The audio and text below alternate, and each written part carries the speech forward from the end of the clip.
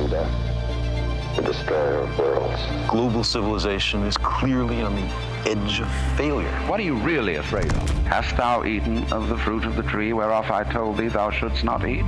The moral to be drawn from this nightmare situation is a simple one. You simply have to turn your back on a culture that has gone sterile and dead and get with the program of a living world and a re-empowerment of the imagination. More than machinery, we need humanity. Fundamental changes in society are sometimes labeled impractical. Our birth, our death, our being in the moment, these are mysteries. They are doorways opening on to unimaginable vistas of self-exploration. The contemplation of death and the acceptance of death is very highly generative of creative life. Don't give yourselves to these unnatural men with machine minds and machine hearts. The society is trying to cure itself by an archaic revival. What account would we give of our stewardship of the planet Earth? The world is not an unsolved problem for scientists or sociologists. The world is a living mystery. I suppose we all thought that, one way or another. Don't give yourselves to brutes. Men who despise you, enslave you, who regiment your lives, tell you what to do, what to think, and what to feel. Don't let it happen. It depends on you.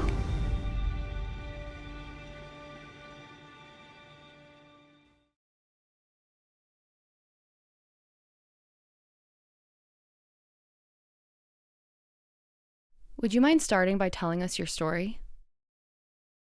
So it's a long story, but I think the unique path that I've taken to get to where we are now has opened our eyes to a whole new perspective on not only what it means to be human, but our place in the world, especially with regards to food and diet and health.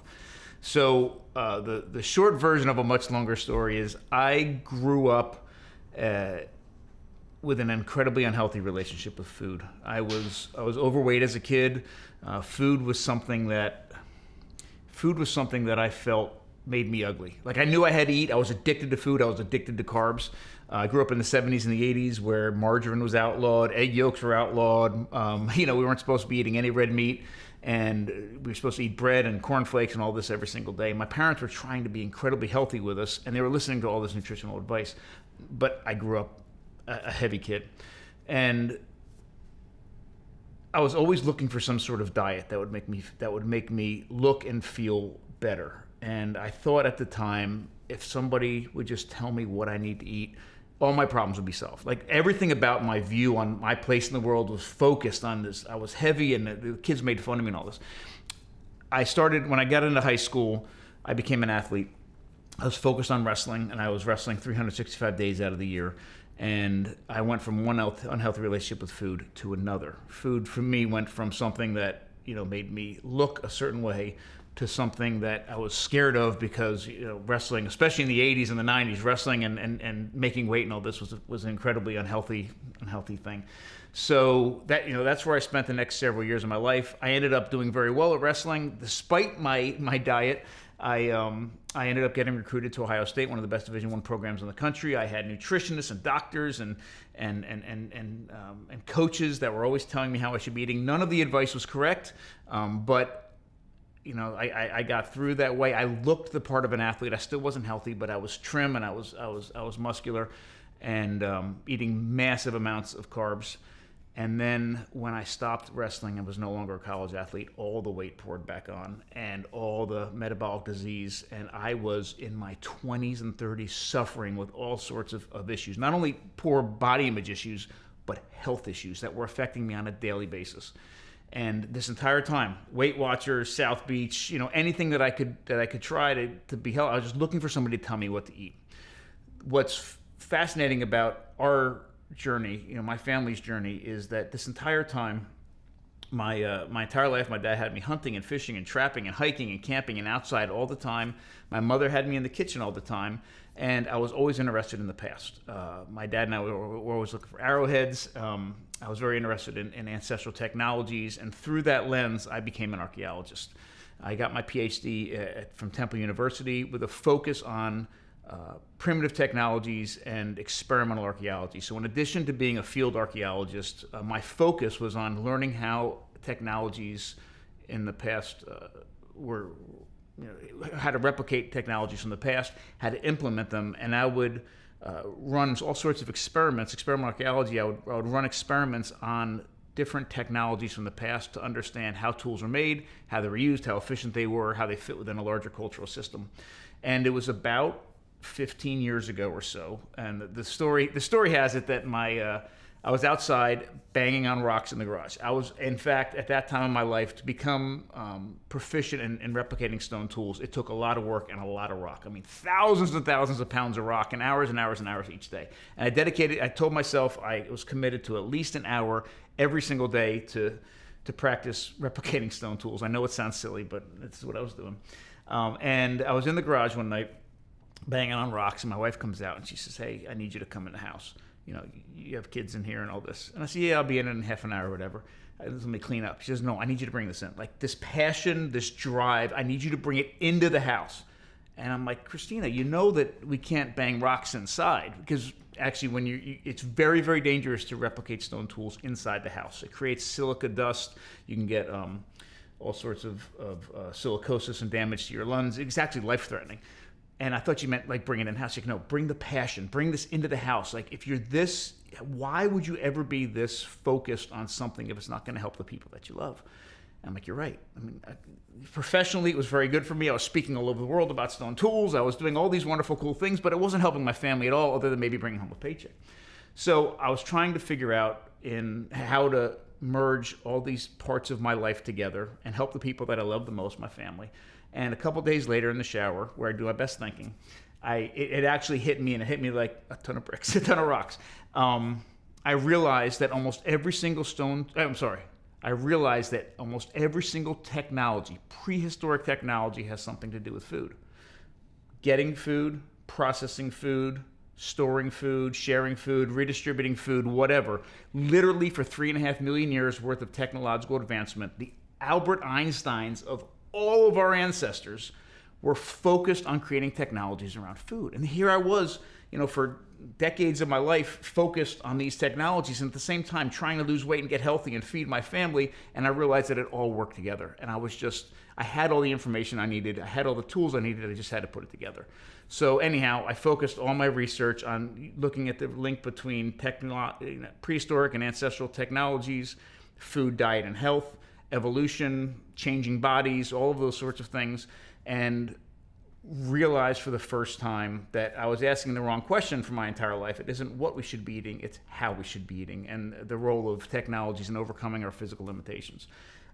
Not overnight, but very quickly, my diet changed, my family's diet changed, my health changed, my weight changed. I am now 50 years old, healthier than I've been my entire life, including when I was a Division I athlete.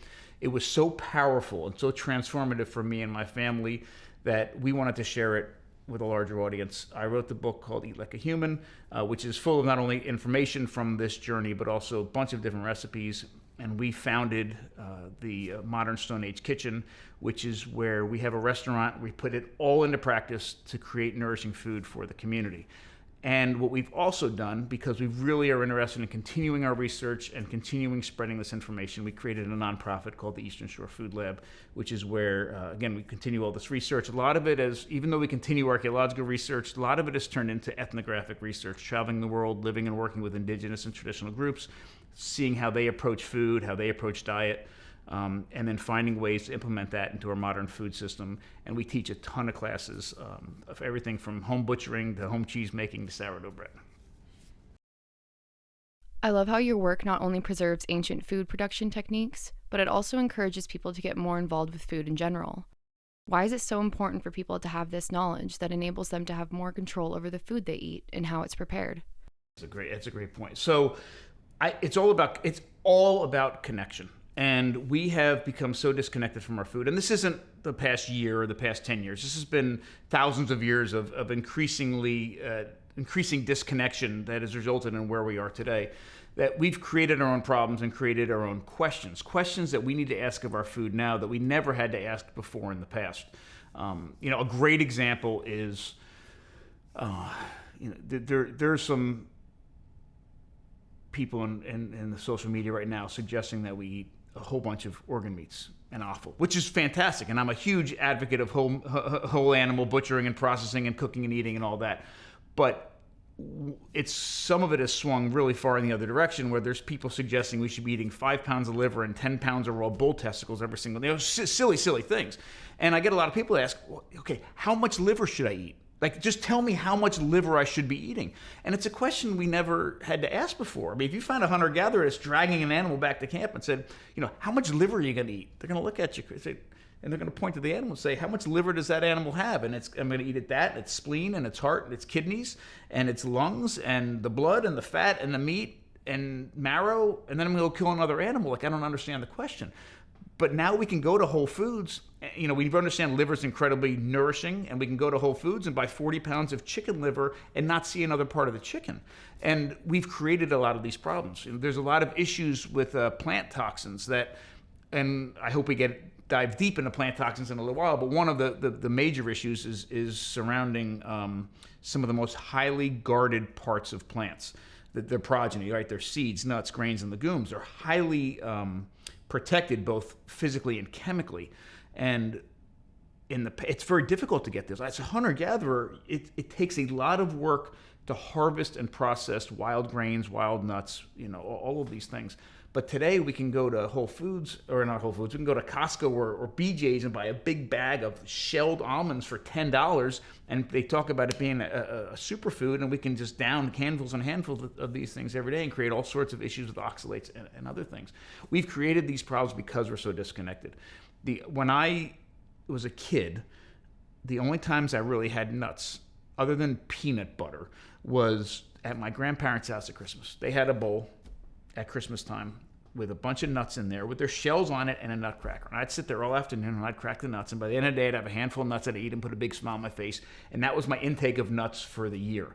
A hunter-gatherer has to go find the tree, take off the hull, take off the shell, usually process in some other way, and then they can eat these nuts. And we have these, these limiting mechanisms we removed ourselves from. When it comes from animals, it's even more important. We don't. Most people in the modern world today, especially kids, have not seen not only a whole animal dead, but there's no hair, there's no feathers, there's no fur or skin or bones or claws or teeth in our kitchens any longer. And it's not a surprise that they can't make that connection between the chicken breast on their plate and a chicken that was running around. And so one of the things is we're strong advocates of putting all that stuff back in, reconnecting with our food on a really visceral level. Now, the business model for downstairs shouldn't have worked. Now, Christina and I didn't go to any kind of business school. We never took a business class in the world. And if we went to somebody, and we sort of organically grew it, the business, and nobody would have given us a loan. I mean, looking at our business model. Our business model is, okay, we're going to use 100%, everything that we sell, all the food that we supply is made 100% from scratch in-house. No two ingredients are put together outside of our walls. And one reason is because we realize the value and the importance of the processing of that food. So we have complete control over that. We're going to local and champion local farmers. We are going to, any grains are going to be 100% wild, long fermented sourdough. Any maize is going to be nixtamalized. We're going to practice in-house butchering, completely nose to tail. We won't use any industrial nut and seed oils, and we don't use any refined sugars. And it's not going to work. I mean, we're in a very small, beautiful, quaint, but small town with a small population. It's not going to work. Everybody kept saying it's not going to work. And it works. And it works. People realize the value of really good, incredibly nourishing food. Some people come here because the food tastes good. A lot of people come here because they realize that they can feed themselves and their families on food that is incredibly nourishing, and they feel different after they eat it. Another part of our business model that we were steadfast on is that we call it an open source kitchen. Our goal is to nourish the community, and the best way to do that is to empower people to be able to cook and process their own food in their own homes. So here in the Eastern Shore Food Lab, we teach all sorts of ways to do that. Downstairs, if you want to know any recipe, any technique we have, just ask. We very gladly give it to you. If you don't want to make it, come here and we'll make it for you. But the goal is that people can empower themselves to take back control over their food in their own homes. Part of the reason I went vegan was because I grew up in a culture that didn't have wisdom around food from an environmental and health perspective. When my health ultimately failed on that diet, I learned more about food systems and the reality that veganism is not a solution to these complex problems. How do we get to a place as a global species where we are truly connected to our food once again? How do we create a more wise culture around food in general, its environmental impacts, its health impacts, etc.?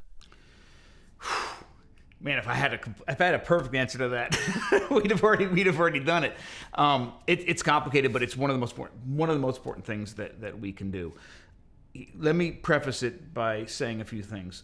I have never been a full vegan, but I've never been a full vegetarian either. But tried a whole bunch of different diets, including being full carnivore. And I will tell you, as far as biological health is concerned, I felt the best on full carnivore, through a number of different measures, but felt fantastic. The healthiest group of people we've ever spent time with were the Samburu warriors, which eat a very similar diet to the Maasai, and they eat almost exclusively blood and raw milk on a daily basis, and almost exclusive carnivore, right? Very, very few plants in their diet. One of the healthiest people that I know is Anthony Chaffee, who's a full carnivore. I mean, won't even put pepper or anything, no herbs at all. Salt, that's it. That's the only spice that he uses. That said, we are, as humans, and this rolls directly back into your question, we eat and incorporate food into our lives in completely different ways than other animals. So one of the things that we need to do, certainly, is to meet all of our biological requirements for true health. We have to with the way that we eat. At the same time, to be truly nourished as humans, we need to meet our emotional requirements and our cultural requirements, and for some people, their religious requirements or political requirements, all sorts of different requirements have to be met at the same time in order for us to be truly nourished. And for some people, even if they could afford and had access to the resources to be full carnivore, it doesn't all mesh together seamlessly. We eat primarily an animal-based diet, but we do eat some sourdough bread. We do eat some vegetables, especially ones that are, we think about them very carefully, process them in a certain way. But I love the flavor and the texture around certain vegetables. I love the memories of childhood, eating different meals with friends or with family, that comes with eating certain foods, even if they fall a little bit outside of the range of what I think it should be for perfect biological health. So my first answer to that question is, we need to meet everybody where they are and have people take a step in the right direction. Certainly, I would love everybody to be raising their own animals and hunting and foraging and fermenting and doing all these things in-house. It's not realistic. And if we tried to meet that goal, especially overnight, it would be met with disaster. If we take the first thing, and I'm always working towards this sense of connection, because connection is empowering, connection is educational, connection is nourishing. Taking a step in the right direction, a measured, calculated, even small step in the right direction towards removing links from the food chain is the very first step. So as far as animals are concerned, if all people do is buy chicken breast in the package from the grocery store, bringing home a whole chicken is a huge step in the right direction. I mean, the fact that, again, you're bringing into the house something that resembles an animal. It has skin, it has bones, it has shoulders, it has legs, it has wings, it has all of that. If done right, it's still got some organs on the inside you pull out. All of that is amazing. And not just connective for the person that's processing that animal, but even if the kids aren't in the kitchen and they're watching TV, but they hear the knife scrape against bone and they saw it come in and come out of all of that is incredibly informative and empowering. If you're already buying chickens and maybe from the grocery store, you buy the chickens from the farmer's market or from the farmer. If you're getting pieces of pork, you then bring in a whole shoulder. I mean, one thing our family started to do years ago that I love is we bring home half a pig and we put it right on the counter. And it was awesome. And in addition to all of the nourishing and connective parts of bringing in an entire animal, it's incredibly economical. We can get a local pig for $150, and by the time I've cut it up, it's worth about $700 or $800 worth of meat. I mean, it's amazing. So you can also kind of cross these economic barriers. Another thing that I think is been very helpful for us, and one of the things that we advocate for and teach a lot here, is directly acquiring food. And I'm not trying to turn everybody back into a hunter-gatherer, even though if we had the resources, that would be amazing. Engaging in some of those activities, even once a year or once a season, is fantastic. We do a lot of foraging tours. In fact, my favorite foraging tour that I teach every year is in the middle of Washington, D.C. In the Hill area, we actually forage all the way to the Capitol lawn, and to show, all down the streets, down alleyways, and then we end up at the Capitol, because one of the most manicured lawns in the world. We don't harvest from it because it's been completely covered in all sorts of toxic things. But to show that there's still food, even here on the most manicured lawn in the world. And then we come back and we cook at a place there called the Hill Center. It has a great community kitchen. But that act of foraging, even in an urban environment, brings with it this understanding and education about hyper-local, hyper-seasonal, plant toxins, all of these other things that you maybe you read about, maybe you hear about, but it really, literally hits you in the face. Hunting, fishing, trapping, crabbing, clamming, any of those sorts of things bring with it the same sort of incredible connection and empowerment.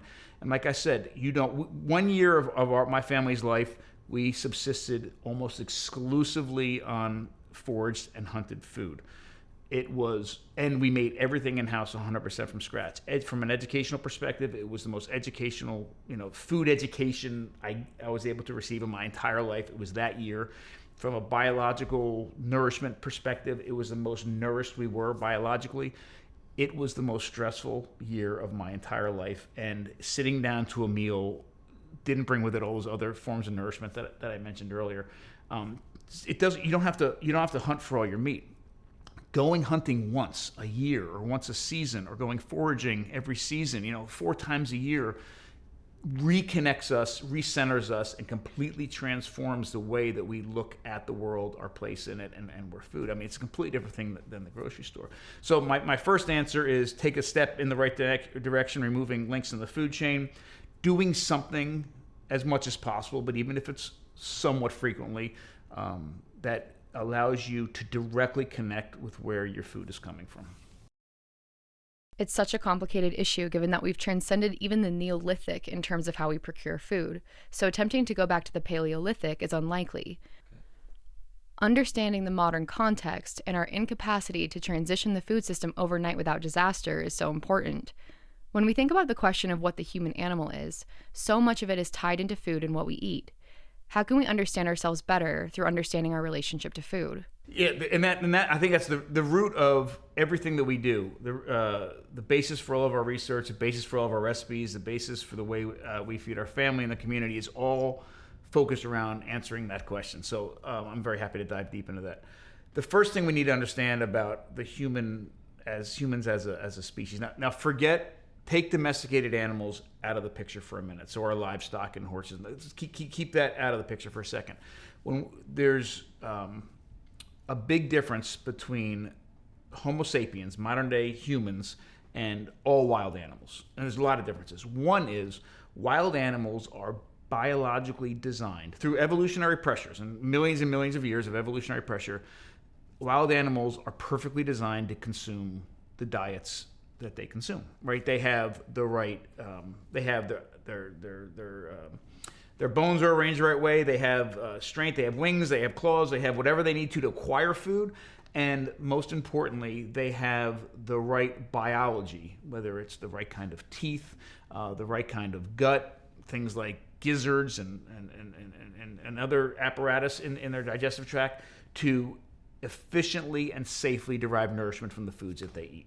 So they don't ask the question, what should they be eating? Because they know, and they're designed to consume a certain type of food. The difference between wild animals and humans is that when we created our first tool, beginning 3.5 million years ago, our first stone tool, we started to interact with the outside world in completely different ways, and in fact, in many enhanced ways. And we were able to use these tools to overcome many of our own physical limitations and introduce into our diets all sorts of foods that we weren't biologically equipped to handle, and then process those foods to bypass our incredibly inefficient digestive tract to safely and efficiently consume them. And because we did that, we started to introduce into our diets an enhanced, more bioavailable, more nutrient-dense amount of food, and our bodies and our brains grew on the backs of that increased nutrition. The problem is, when we think about it, all that increased nutrition came about because of the technologies we were developing. Stone tools, fire, hunting technology, the fermentation, all these, the list goes on and on and on. So what we essentially did was we began to domesticate ourselves and rely upon these cultural mechanisms to increase the nutrients that we took into our bodies. And at the same time, our bodies had to work less hard to get those nutrients from our environment. So whether that means we were able to harvest it easier or break it down more or release the nutrients better, we didn't need to rely on our teeth to mechanically break it down or our digestive tracts to chemically break it down to derive that nutrition. So one of the things that I ask myself my entire life is, what should I be eating? It's the wrong question, because we are not designed to eat almost all the foods that we consume without some sort of technological investment or technological input to make it safer, more nourishing, and more bioavailable and more nutrient dense. We require these technologies to do that. So the crazy sort of paradox with all this is we are not designed to eat most of the foods that we consume, but at the same time, we require those foods because we build bodies on the backs of the nutrition from those foods. We just have to process it in the right way. And that's one of the reasons I say it's not just about what we eat, but it's about how we eat. So with that sort of just weird blanket statement, let's talk through a few pieces of it. One is animals. Are we designed to consume animals, right? It's a different question than do we require the nutrition from animal-based foods. They're two completely separate questions, which is where we need to separate that to have this conversation. Are we designed to consume animals? No, we're not. We are not. We're not designed to jump on animals, rip them apart with huge canines, and just dive in and start consuming them. We actually can't do that. There is something called the carrier hypothesis, and I'm sure you guys have heard of it, where humans have the ability to run an animal down to death, to the point of death, which is true. We can. We can pace ourselves if it's the right conditions and it's the right heat and lack of water, and we can continuously push these animals until they practically die from exhaustion. The problem is we still have to dispatch the animal. We still have to break it open. We still have to access the things on the inside. So we still need some kind of technological input to access those animals. But the other part of that argument is, do we need to be biologically equipped to access the nutrients in animals? Absolutely not. I mean, one of the vegan arguments that drives me nuts about whether or not we should be eating meat is, we don't have huge canines like other animals. We don't need them. We haven't needed a huge canine for 3.5 million years, because in less than a second we can create a stone tool that has an edge that's sharper and more durable than any animal's canines, and we can perform all the functions of that canine with that tool. And that's for 3.5 million years worth of time. We don't require that in our teeth because we create a technology that overcomes that, and have done so for so long. We've included animal-based nutrition in our diets, and it's on the backs of that we've built these incredibly large bodies and brains. Plants are another story. We have been eating plants for a very long time. In fact, we've been eating plants longer than we've been eating animals. But the problem with plants are twofold. One is they are every single plant on this planet has some level of toxin in it. Many of those toxins we need to deal with at some level to make the food safe to eat.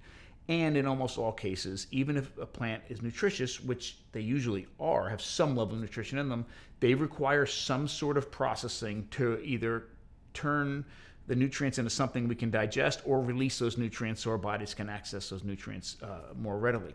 So if you look at, if we divide our foods from, our foods coming from the plant world and our foods coming from the animal world, and look at it from a technological perspective over time, one of the things that's very interesting is that almost all the technological input, all the technologies invented over 3.5 million years regarding animals have to do with getting the animal, overcoming our physical limitations and literally accessing the animal. So we're talking about hunting technology, fishing technology, trapping technology, those sorts of things.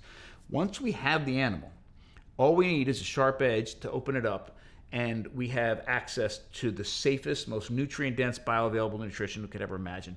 Yet there's a little tiny advantage to cooking meat as far as making the nutrients more readily available to our bodies. But for the most part, once you open that animal up, you just have literally a pile of incredible nutrition available to our bodies. We don't need to do anything to it. Plants are different.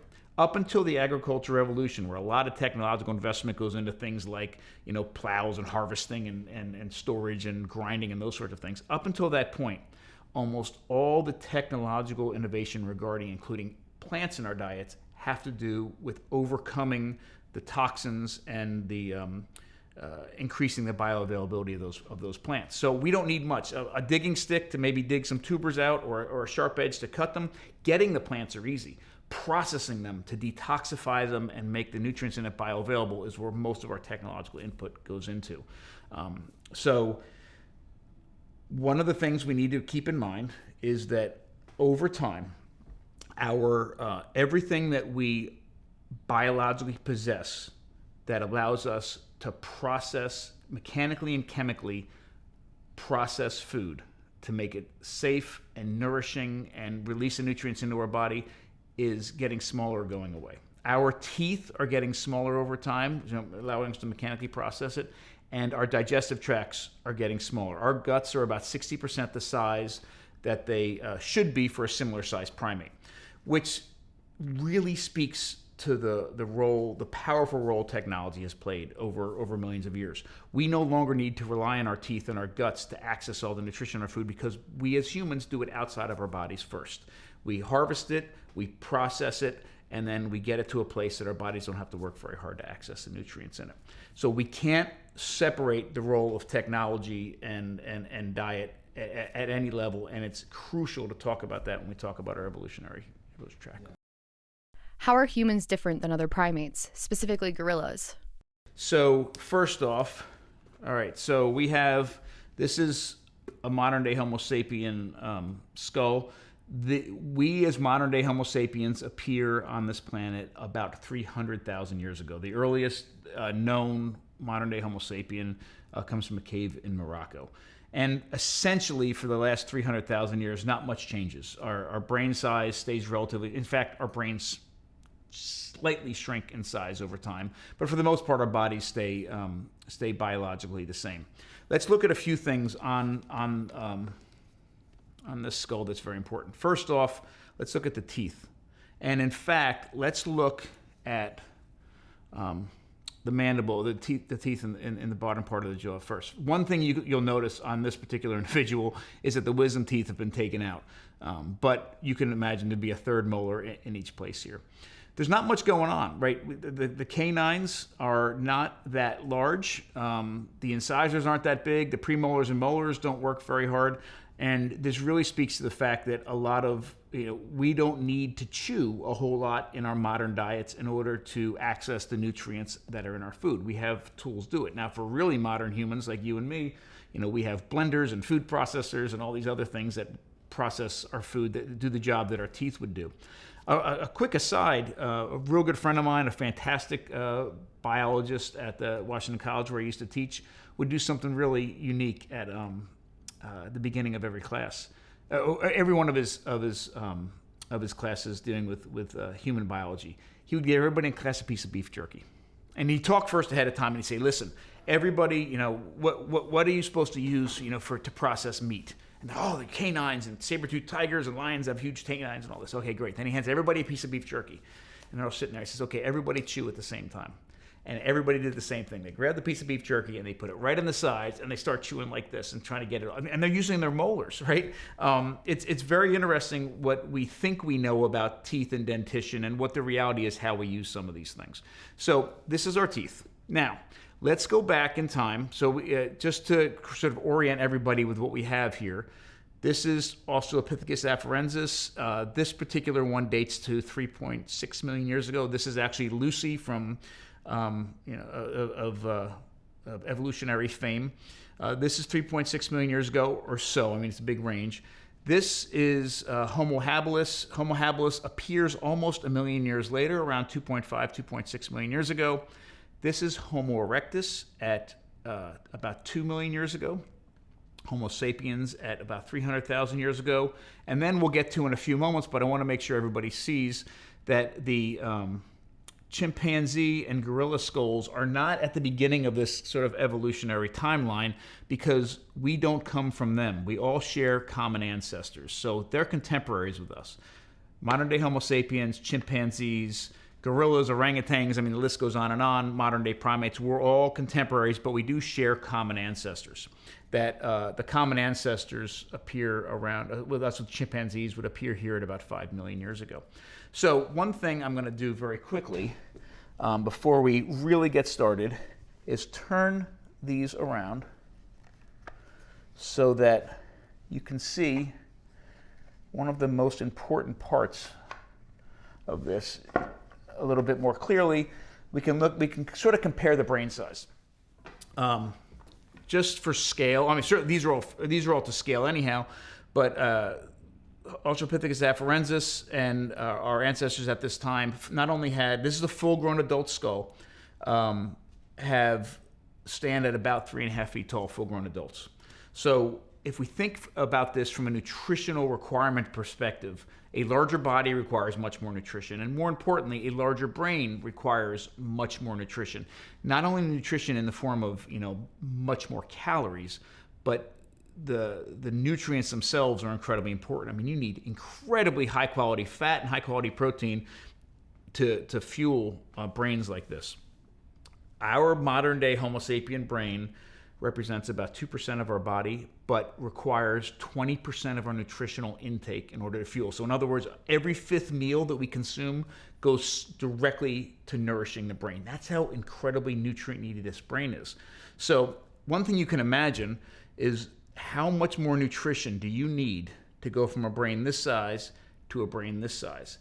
Not only in the amount of nutrition, but the type of nutrition, and also how easy it needs to be to access that nutrition. Because if our bodies are going to work harder to get that food, you can imagine several things are going to be needed. And I'll show you a few examples of what we should see in our modern day Homo sapien bodies in order to access the nutrition that we need. Here is Australopithecus afarensis mandible and modern day Homo sapien mandible, and the dentition associated with that. Look directly at the teeth, especially the post-canine teeth, these molars that are in the back here, right? They're huge. The teeth for Australopithecines are massively larger than modern day Homo sapiens. So this is the way that they mechanically started to break down the food that they ate. And as a side note, they were eating, before the advent of any sort of technology, they were eating a limited amount of fruits, a limited amount of vegetables, and a whole bunch of insects. This is the teeth they needed to fuel these bodies. What we see is the exact opposite happening. The other thing that's very, very telling is that if you look at a modern day Homo sapien, right, skull, one of the things you'll see is this piece right here. This is called the zygomatic arch. And I can show you at the bottom, it might be a little easier to see this. This piece right here is called the zygomatic arch, and this space between that and the rest of the skull is where the muscle that controls the jaw, that's the jaw that is focused on chewing.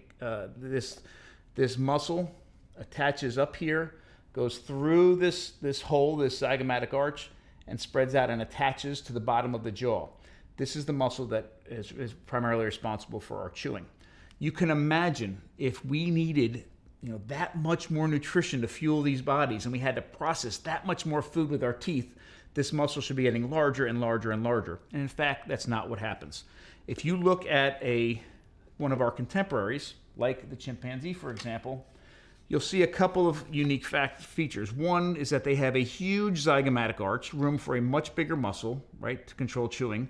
And that muscle, when it comes up out of this zygomatic arch, spreads and spreads and spreads and spreads and actually meets the other one coming from the other side. And it pulls on this bone and pulls on this bone because it's always seeking more attachment, more bone to attach to. And this muscle grows and grows and grows and is huge on top of the head in order for them to eat the amount of food they need to fuel their bodies and their brains. This is even more drastic on another one of our contemporaries, a gorilla.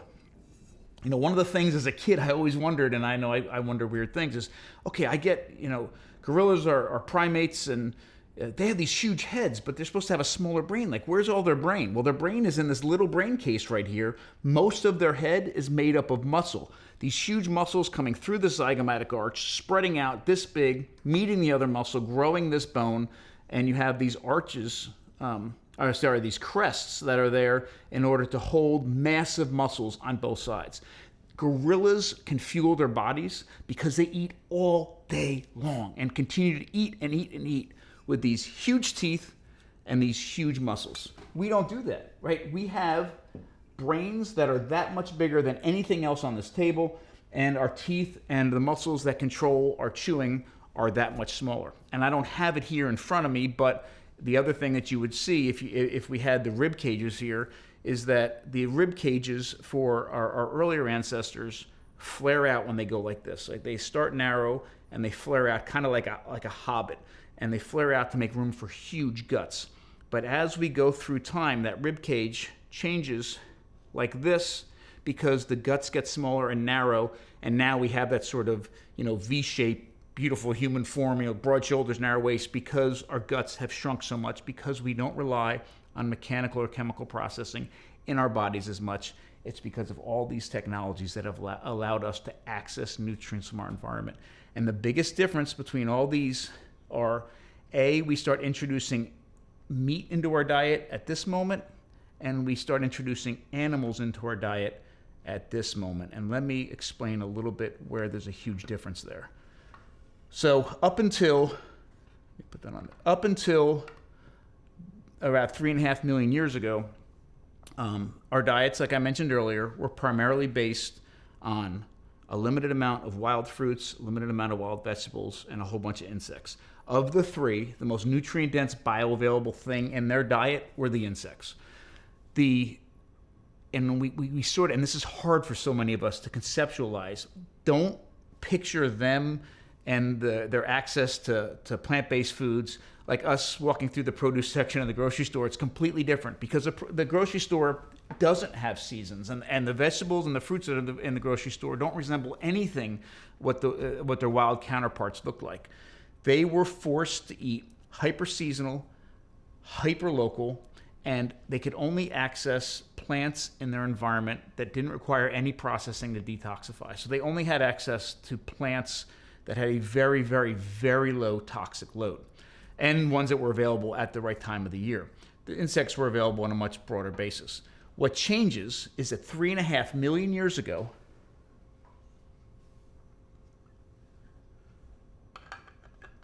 let me get this on there the right way. One of them realized that if they picked up a rock that had the right shape and was made out of the right material, and they struck it with another rock, they could break off in less than a second. It took them millions of years to figure it out, but less than a second to make this tool. This is a resin cast, an exact replica of the earliest stone tool ever found. It dates to 3.3 million years ago and was found at a site called the Lemekwe site just west of Lake Turkana in Kenya. It is this tool that is responsible for changing everything about our relationship with our environment, everything about our diets from that point forward, and it was used actually for butchering. We have bones from animal. We've recovered bones on archaeological sites in that region that have marks on them from tools just like this, and we can tell the difference between marks on bones from scavengers and animals like gnawing on the bone, and marks on bones that are made from cuts from stone tools. And we have archaeological evidence from that, actually from 3.4 million years ago. We have archaeological evidence from butchering on bones from 3.4 million years ago, but the earliest tool we found so far is 3.3. So we still have yet to find that exact tool used for that activity. But this was used to butcher the bones of scavenged animals. Now, let me explain what that actually means, especially for our diets. Up until the point when this tool was made, the way I envision it is you have a whole bunch of Australopithecines running around harvesting a little bit of fruit and plants and some bugs, and they see the same scene unfold on the savannah over and over again. And it must be very upsetting for them because they see a predator. Now, listen, there weren't lions and there weren't hyenas and there weren't buzzards 3.5 million years ago. There were ancestors to modern day lions, hyenas, and buzzards out there, and they were nastier than the animals we have now. You see a predator take down its prey right there. They can watch the whole thing unfold. And what happens when the predator takes down its prey is the same thing that happens today when a lion or another predator takes down its prey. It kills it, it rips it open, and it dives in and gorges itself on the most nutrient-dense bioavailable parts of that animal, the blood, the fat, and the organs. And then it, just like we do on Thanksgiving, we kind of gorge ourselves and go sleep on the couch. They go off and digest their meal by sleeping. And in many cases, they leave this huge animal eviscerated, but all the flesh is still clinging, on it. And they leave it while they go off and sleep. And it has a little bit of time when animals that are biologically equipped to scavenge, things like buzzards and hyenas, can run in and grab a whole bunch of that meat before the lion or the predator returns to eat the rest of that animal. Well, our ancestors are not biologically equipped to do anything with that meat, so they're just watching this over and over again. But as soon as they create this tool, they don't need to be biologically equipped for it anymore. They have everything they need in this tool. And they can run in there, hack off huge pieces of meat, bring it back to safety wherever their camp is, share it with the elderly and the young and people that are sick. And at that moment, we've introduced meat into our diets. What's fascinating, and I think a huge, very important thing to bring up, is that here is the difference between the introduction of meat into our diet, not much meat eating, to introducing scavenged meat into the diet. There's not much of a change. This is 3.5 million years ago. This is 2.5 million years ago. Brains grow a little bit, bodies grow a little bit, but there's not much of a change. Here is the big difference. So I'm going to put this back for a second. Here at 2 million years ago, we began hunting, right? So that means that while Homo habilis was still scavenging, Homo erectus was hunting. What is that? What's the difference between scavenging and hunting? Well, as a hunter, you're the predator. You have first access to any part of that animal that you want to eat. So while Homo habilis could only access the meat that was left over from the predator's kill, Homo erectus had access to the whole animal. They could eat the blood, the fat, the organs, and the meat, and then go ahead and harvest another animal. The two major differences at this time period of 2 million years ago is that Homo habilis begins hunting, and they also have control over fire, so they're cooking their food. And those two powerful introductions into the diet is what allowed the brains to grow to such a level. And also, if this was, to height scale, almost modern proportions in the body as well. And it isn't the fact that we increased the nutrition and it pushed our bodies to grow and our brains to grow. There's other mechanisms that were pushing that, and some of them we just aren't completely aware of. What the increase of incredible nutrition did was to provide the nourishment needed for our bodies to change at that level, and our brains and our bodies to grow. What are some of the biological markers that indicate that humans are meat eaters? So if we're looking at some of the biological markers that we do have that show us, eating meat is safe, eating animals is safe, and one of them is we do have, there's certain things about our digestive tract that do show that or indicate that. One is we have a very low pH, or in other words, high acidity in our stomachs, which is the same sort of acidity you would see in a scavenger, right, and in a carnivore. So we have that safety mechanism built into our stomachs to help with that. The other thing that's also fascinating is we look at, well, there's certain things in other animals that we don't have, that if we were designed to consume plants as a primary part of our diets, we should have. So, for example, in a cow, right? Cows have 4 chambers in their stomach. The largest chamber in their stomach is the rumen, the first chamber, and this is essentially a fermentation chamber for all the grass and the tough vegetable materials that they're consuming. Ducks and geese and granivorous birds have things like gizzards and crops that allow them. So one thing that's very important to understand about granivorous birds, or birds that are designed to eat grains, is that they have a crop or a crop-like appendage, right? A crop-like part that's not always called a crop, where when they consume the grains, remember they're plucking grains like right off the stalk or right off the ground, so they're raw and processed grains that goes in and it sits in this warm, moist environment, sometimes up to 14 to 16 hours, and it's sitting in this warm, moist environment in this muscular pouch where they soak, they ferment, and they sometimes even begin to sprout. And it's through those processes that they detoxify, and then it goes down into their gizzard. And the gizzard is essentially two muscular discs, and the birds eat little rocks and pebbles and grit that sits between them. And they essentially stone grind these grains that have already been detoxified into something that then goes into their digestive tract. And the rest of their digestive tract works in a very similar way to ours.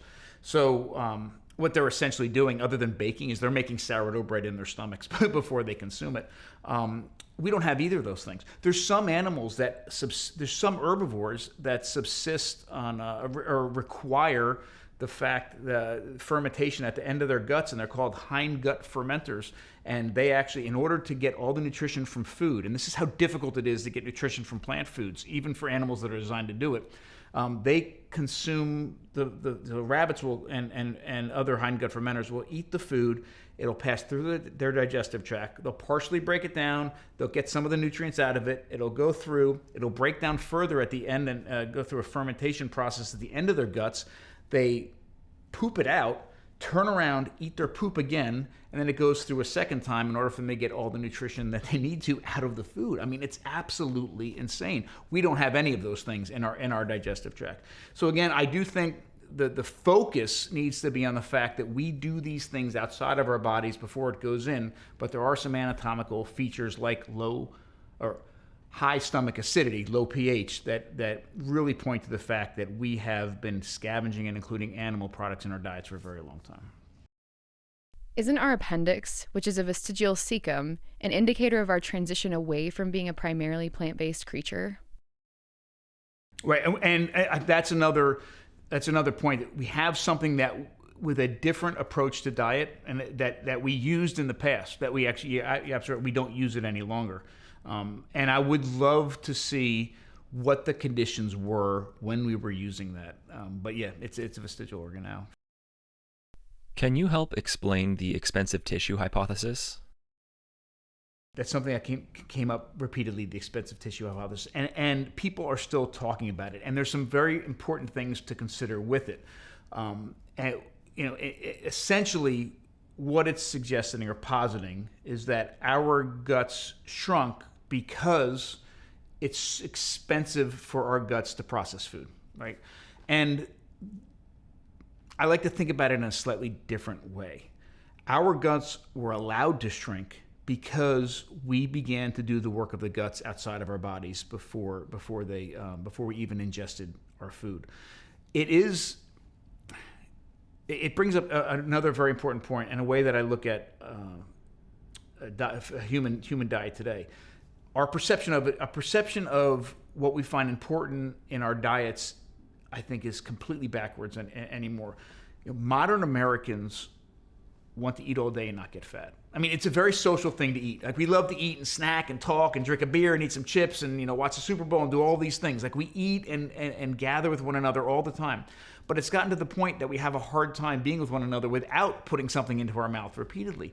So most of us are battling our weight and are fighting these sort of cultural pressures to eat and consume food all the time and all the other triggers that come with it. And we have a food system where we have people in lab coats that are designing food to hit all of those evolutionary triggers that want us to eat more food. And so what we do when we think about what we should be eating is we seek out food that doesn't have something in it, right? We seek out nutrient-free foods because how many people, when they think about food and exercise, are like, okay, I want food that's fat-free, calorie-free, whatever free, is sort of big at the moment. I want food that doesn't have that in it, and then I want my body to work really hard to digest it. Like, people are on the lettuce diet because it takes so much work for our guts to process lettuce that we lose weight when we eat lettuce, and then we're going to pay for this gym membership and go work out really hard to burn extra calories so we can eat more food. That's nothing like the way our ancestors approached food, diet, and health forever. I mean, we built the human body literally on the backs of technology that did nothing but allow us to access more nutrients while our bodies work less hard. It's the exact opposite. Our ancestors were seeking out the most nutrient-dense food on the planet and creating technologies to make those nutrients more available to our bodies, so our bodies had to work less hard. And one of the big major switches in my brain and in my life was when I made that switch and I said, oh, let me, instead of thinking about how I can get the fat-free oleestra potato chip, let me look at food and say, okay, my focus is going to be, how can I get the most amount of nutrition from that food into my body in the right state while working, the least hard to do it. That doesn't mean I don't exercise. We exercise, we run all the time, we go to the gym. That's not the point. The point is, when I look at my food, I'm trying to get the most amount of high quality nutrition as possible. And even the grocery stores mimic that sort of, that other approach. I mean, there was a study done, it was 5 or 6 years ago, and I can't find it since I saw it, and I wish I could, that surveyed a bunch of American grocery stores, and something like 85% of the packaging boasted about what the food didn't have in it. Didn't say what it had in it. It's boasted it was fat-free, calorie-free, salt-free, whatever it was. The major push on the marketing of these foods was that that's what it didn't have. And one of the things that we consumers have to be conscious of is we have to be looking for the things that it does have in it. And I think that approach to diet, which is what our evolutionary approach always was. But it speaks a lot to that expensive tissue hypothesis, that idea that, our bodies work really hard to get food, and we have to focus on the fact, from a biological perspective and from a technological perspective, how we can get the most amount of nutrition with the least amount of work possible. What explains the quantum leap in human development that preceded the emergence of the big-brained Homo erectus? To me, by far, the biggest transformation occurred because we started hunting. And like you said, there's a lot of social factors that go into hunting: cooperation, tool manufacturing, all sorts of things that are really incredibly important. Timing, understanding animal behavior patterns, all these sorts of things go into it. But also the vast amount of nutrition that can come from an entire animal that you can't get from just the meat. A quick modern example is today in American grocery stores, we have access to about 55% of a pig and 50% of a cow by weight. So in other words, you take an entire pig, weigh it, divide that number in half, and that's the weight of how much meat gets to the grocery store, and same thing with the cow. What's fascinating to consider is that upwards of probably 98% of that animal by weight has the ability to offer us incredible nutrition. And the half of the animal that we don't have access to if we're eating just the meat, so the other half, the offal, the blood, those sorts of things, the organ meats, the skin, the connective tissue, all of that represents more than half the nutrition that animal could provide. And not only in quantity and quality, but also in diversity. So there's a lot of things you can get from that part of the animal you can't get from the meat. So as soon as we start hunting, we more than double the quantity, quality, and diversity in our food with just the same animal. And I think that's incredibly important to consider. From your perspective, when did human health really start to decline? What do you think caused it? It should be impossible to create obesity in our species. It should be impossible. Obesity was not an option in hunter-gatherers.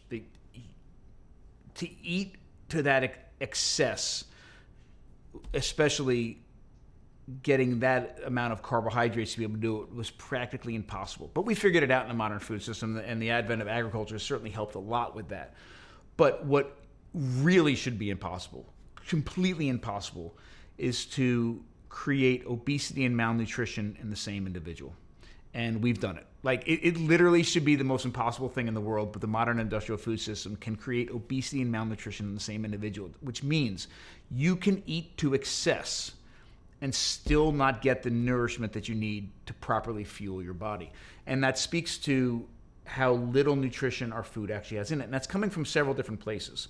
One of them is, from an agricultural perspective, is the vegetables that we're producing now, the fruits and vegetables we're producing now, have a lot less nutrition in them than they did in the past. Part of that is farming practices. Part of that is soil quality, and part of that is the fact that we're actually breeding fruits and vegetables for other things other than nutrition, right? We're breeding them for the amount of sugar and water they contain, so they weigh more and they can get more money in the market and those sorts of things. So that's one thing. Another part is, and we've been talking about this a lot, is the fact that we've taken half of the animal, the most nutritious part of the animal, out of the equation, and most of us don't even consider that food anymore. I mean, the grocery store is a powerful, powerful place. We go into the grocery store and we don't even realize it, but what we see and don't see influences us and makes us think about, okay, this is food and it's not food. If it's in the grocery store, we consider it food. If it's not in the grocery store, if it's missing from the butcher section or if it's missing from the meat aisle, oh, that must not be food. And we don't even consider it as to be food. So we've taken all of that out of the equation as well. We are focused on, and thankfully a lot of this pendulum is swinging, but we've been so focused on, okay, just losing weight that we're trying to get food that is free of absolutely almost all nutrition in it at the same time. And since the beginning of the agricultural revolution, we have done a very good job of using carbohydrates to fill bellies to the expense of nutrients, real high quality nutrition in our food. So everything from the messed up food pyramid, the government regulations, to information from our doctors that is based on all that we're still bearing or having issues with. All of that I think has culminated in the fact that we are incredibly malnourished as a species, and even wealthy members of our society are malnourished because of a lot of these things. Another thing that I think is very important for us to understand is we're always looking for this magic bullet. Okay, this is going to solve all of our problems. If you just take this one supplement or change this one thing in your diet, everything's going to change. And that's not the case. And just starting to eat liver isn't going to transform your life. Eating sourdough bread instead of the horrible stuff in the grocery store isn't going to change your life. What we need to realize is that every one of those things is incremental. Every one of those things is going to help. And it's all going to help because at every level of our food system today, our food has been compromised.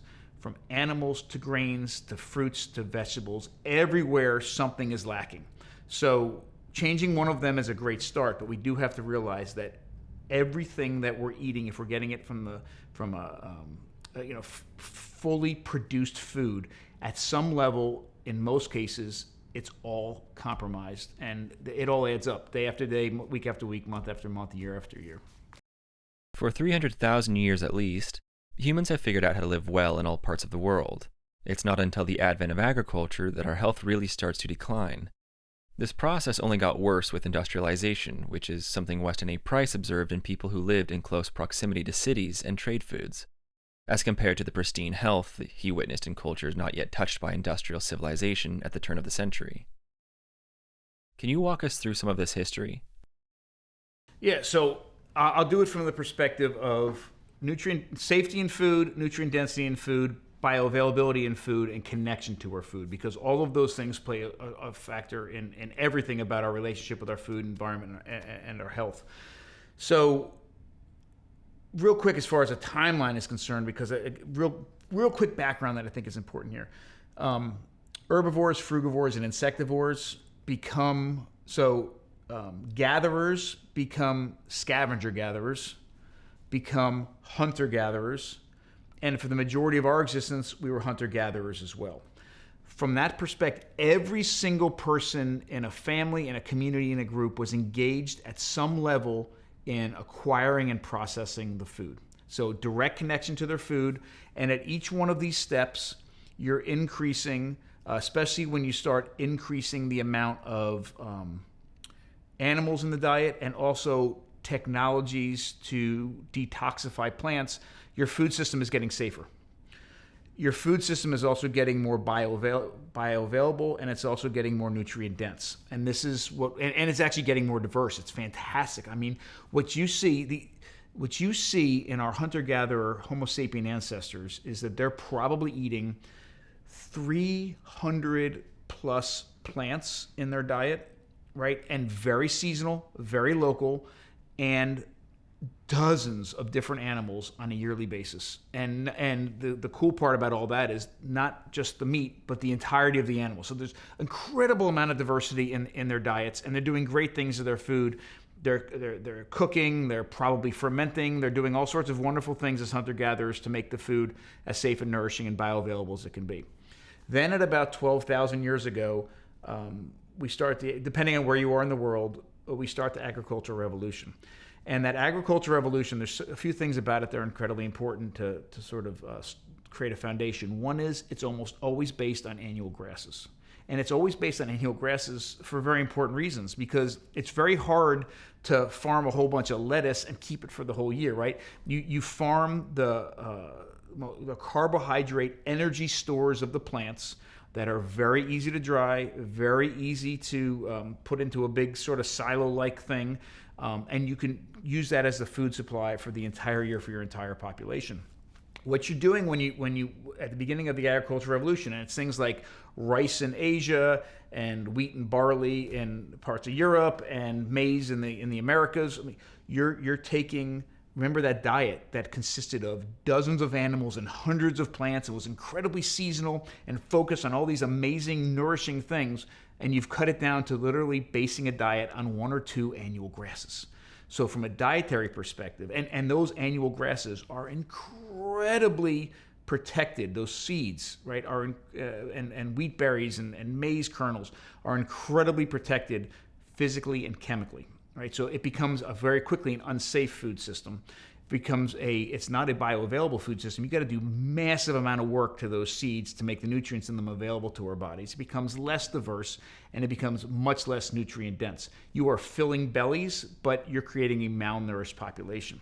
And one of the things I remember Mr. Schumann's class in 8th grade, oh my gosh, the agricultural revolution was amazing because it allowed some people to create the food for the masses, and most of the people were relinquished from the burden of having to grow their own food. And then they were freed up to become poets and writers and politicians and singers and all these other things. And while that's great, I mean, a lot of the things that we are as humans are based upon the arts and those other activities other than getting food.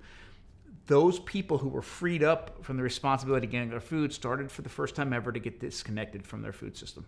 And they began to rely on other people for their food.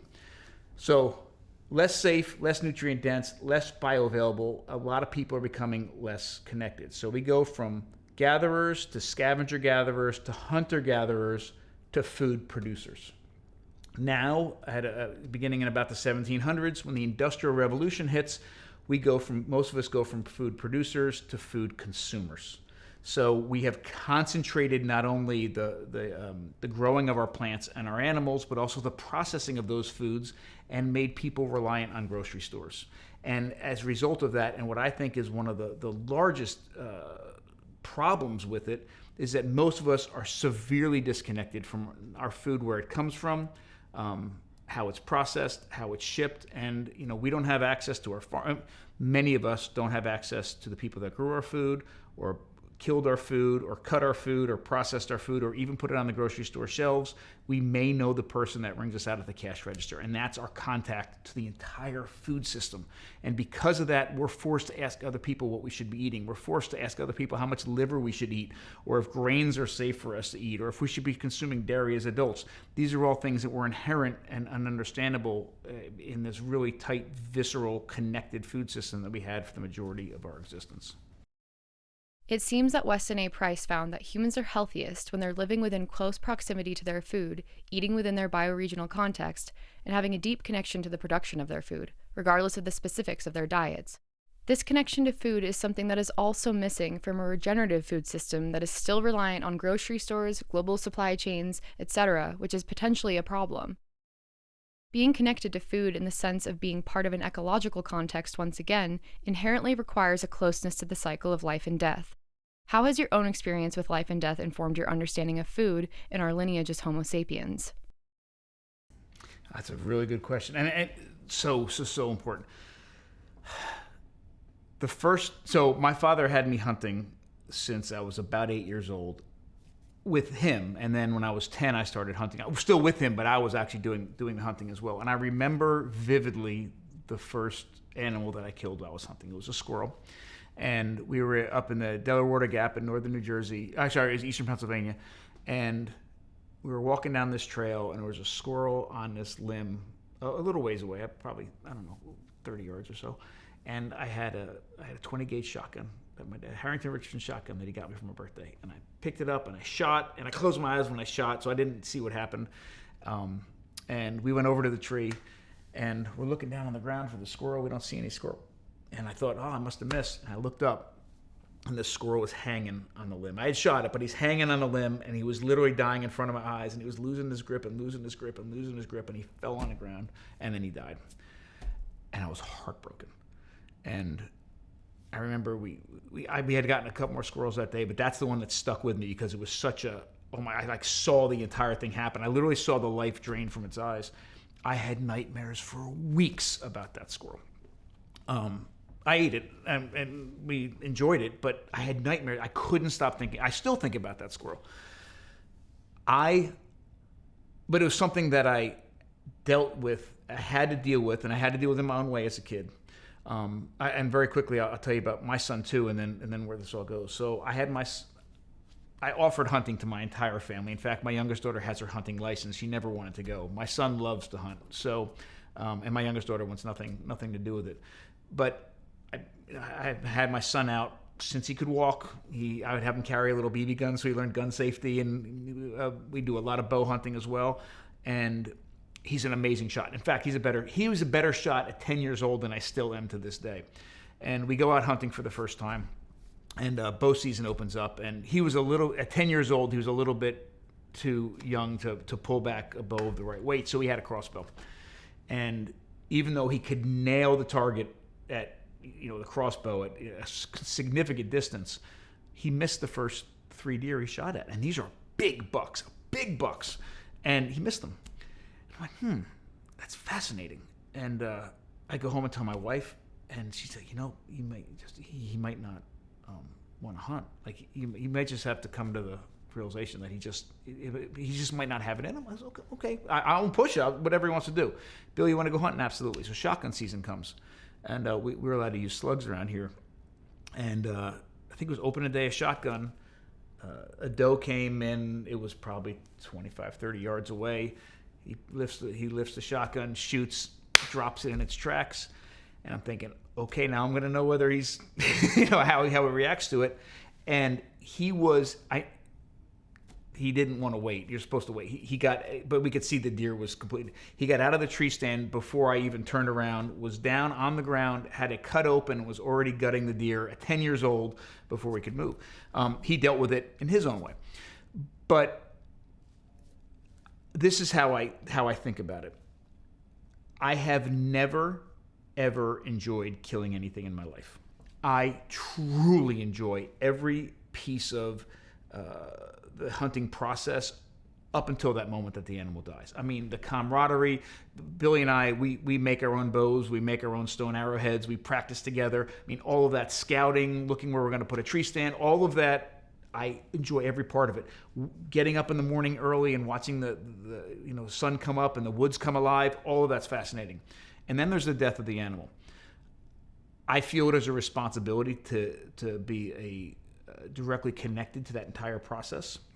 I never found value in it. I found value in it. I never found joy in it. And in fact, if you follow any of my social media, we have nothing mounted in our house. Not that I see anything wrong with it. We just choose not to do it. And I have no pictures of any animal that we had just killed. Like I don't, hold something up. That isn't, to me, it isn't a prize. What I find the most value in is everything that happens from the moment that animal's dead until I nourish my family with that animal. So how we field dress it, with the intent of using absolutely every part of that animal, how we butcher that animal, how we put it up, the dishes that I create, and the entire context of how we put it on the table, that's what we find value in.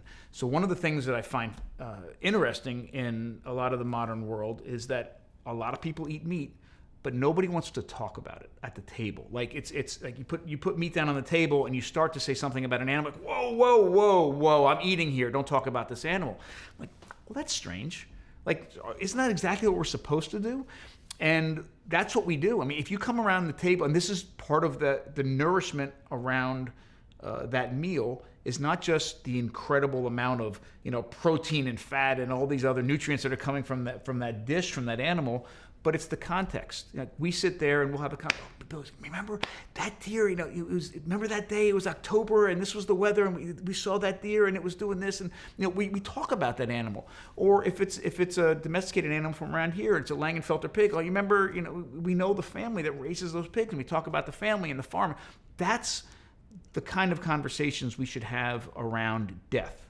And to me, that's honoring the animal, that's remembering, that's thinking. And it's because we've found, so many of us have found value in being insulated from that process, that all the terrible parts of the meat industry that have been allowed to happen because we haven't been watchful. Like, I don't know, just give me the chicken breast, the lean chicken breast for $2 a pound, and I'll be quiet. I mean, that's not value. Value is connecting with the farmer, connecting with the animals, connecting with the entire process, and being a part of that whole process.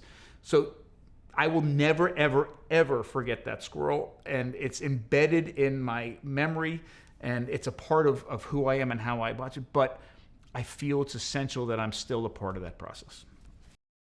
Knowing things die in order for me to live has led me to trying to be a better, more responsible person. The weight of the reality of it makes me want to work toward a food system that creates more life, not less. I'm wondering, in your travels, have you found differences in how cultures carry the weight of death in their food? Yeah, practice-wise especially. So I'll give you three quick, there's so many examples, but I'll give you three quick examples. One was in Mongolia. It was when we were filming the show, The Great Human Race. We spent about 5 weeks in Mongolia. It's probably one of my favorite countries in the world. I loved every bit of it. But me and the producer were able to witness a yak butchering. And we were in the middle of the Mongolian steppe. Nearest neighbor was 20 or 30 miles away. It was 40 degrees below zero. I mean, it was desolate. And it was a family of yak herders. And they took this yak out, and one of the neighbors had traveled that distance to help. It's a several-person job. So there were three men there, and the family we were with, the wife was outside as well. And this is exactly what happened. They took this sledgehammer and with one shot dropped this yak, dropped it. I mean, it was expertly placed, and they rolled it over onto its back. And the yak has a rounded back, so they kind of put these two logs on either side, so it was kind of sticking up with its legs up. And they cut open the belly. And open the skin like this. And then, growing up hunting and being around the way that most of us approach deer today, the first thing you would do is you make this little cut from the genitals up to the beginning of the rib cage. You kind of just reach in and grab everything out, and the gut pile is going to be left there in the woods or on the ground. But they didn't do that. They actually cut the rib cage off and picked it up like a shield and put it over here. It looked like an autopsy, like the entire cavity was open. And these three guys worked like they were surgeons, and they put a little tarp down underneath the legs, and they took all the guts out from the trachea all the way down onto this tarp, super careful. And the wife came. They took the for some reason they didn't eat the spleen. I don't know, most cultures eat spleen, but they took the gallbladder and the spleen and fed it to the dogs. She took the stomach and the intestines. She walked over to a different place. And remember, it was 40 degrees below zero. There's a special place they have that they get the stomach contents and the intestinal contents out. It's just this growing pile of frozen stuff. So she's cleaning those out because they use them for sausage casings, and they make fermented butter in the yak stomachs. And they took every single organ out expertly, carefully, put it aside. And as soon as they got the organs out, they literally put their knives down and picked up axes and saws. And they took the rest of the animal apart. All the stuff that we would be like carefully taking the fillet and all this all, they had axes and saws and just big chunks of meat. And every piece of meat had a bone and fat and meat on it. I mean, it was just these chunks. And it was reflective of how they cooked. They prized the organs, like prized them. And the rest of it they liked, but they just cooked it all together. There was no fillet, it was all together. And they ate all of it. When I was doing potato research in South America, and I lived with an Aymara family in Bolivia and a Quechua family in Peru. When we were in Peru, I had family, they wanted to treat me. They said, we're going to do a guinea pig. I said, okay. So they let me pick out the guinea pig, and which was interesting to me because guinea pigs here are pets and not food. And even though I had had some guinea pig in the cities before I got to them, what we did there was fascinating. They took this guinea pig and they killed it and put it in, poached it in some water very quickly, and then pulled all the hair out, kind of like you do with a pig. And they took the hair out, and they took every organ out. They quartered it up, and so you had like the front shoulder area, the back legs, kind of like you do with a squirrel, and they cooked those. All the bones, all the organs, the intestines, the intestinal contents, all of it was ground up on a rock and mixed with some chilies and became the sauce that you ate with the meat. Other than the teeth, we ate the whole groundhog, the entire groundhog. And then 2 weeks ago, we were in Sardinia, in the Blue Zone, in Sardinia, in the village of Villa Grande, which is literally the epicenter of the first Blue Zone ever identified. And we were there for a few reasons. One of the major things that I was looking to do was to create the most rudimentary form of cheese that they still practice there. It's called caio de capretto. And this is, but I'll get to what they do with the goat in a second, but this is how they make it. If they have an unweaned animal, so mammals that are still consuming milk from their mothers, produce a variety of different enzymes to help them digest the milk. Lactase, for example, which digests the sugars, lipase, which helps digest the fats, and chymosin, or a chymosin-like enzyme, which denatures the proteins and coagulates the milk, which is what cheesemakers still use today to create curds when you're cheese making. This particular cheese, all they do is they take an unweaned goat, so a goat that's still nursing, have it nurse so its stomach is filled with milk, and then they kill the goat, take out the stomach, and hang it up. That's literally it. 15 days later, you come back and eat the cheese out of the stomach. That's what it is. Because the milk is raw and it's in the process of fermenting, and the chymosin, so the enzymes are in there doing their thing, including the chymosin, which helps coagulate it and turn it into curds. So we made this, but then after the stomach was removed, the gallbladder was removed and thrown on the ground so something else could eat it. Everything else was eaten. I mean, there wasn't a part of this goat that we did not eat, and it was absolutely delicious. We ate so stomach was hung up. We ate the lungs, the heart, the kidneys, the liver, the spleen. We ate the small intestines, and still with the chyme on the inside, so the undigested but broken down food that came out of the stomach before it was digested, but at least the nutrition hasn't been taken out of it. We did clean out the large intestines, but it was all wrapped in the skewer-like thing. We ate literally all of it. It was they sold the skin, so we didn't eat the skin. They sell the skin, and we didn't eat the feet or the gallbladder or the teeth. Other than that, we ate every bit of this goat, and it was one of the most respectful processes I ever saw. Part of the conundrum of being alive as a human is knowing that we're going to die someday, and that existential terror seems to lead us to not want to participate in the death that's required for life. The earnest, beautiful human desire to not want things to die is at the basis of things like veganism, but it reinforces the same separation that we've been talking about. How can we understand ourselves and our role on Earth better by coming to terms with death? I agree, and it is coming. Listen, for the majority of reasons that people become vegans, I think they're fantastic reasons. I mean, they're amazing. Like, we don't want things to suffer. We want to be ethical. We want to be sustainable. We want to nourish ourselves and the people around us. I mean, they're all goals. In fact, a lot of people don't agree with me with this, but I think this is true. 100% true.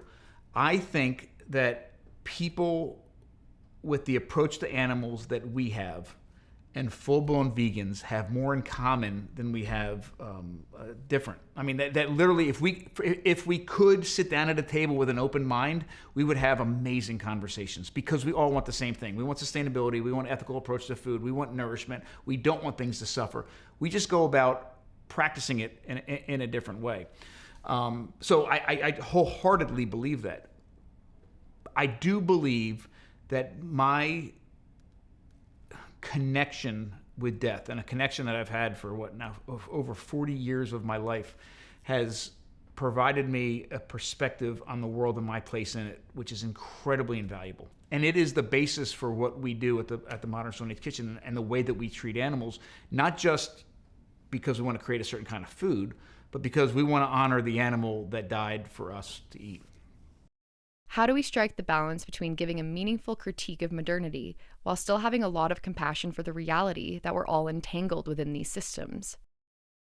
You know what I found interesting too? I'm trying to think of the name of the book. I'll think of it in a moment. It's a fantastic book. I read it about maybe 12 years ago.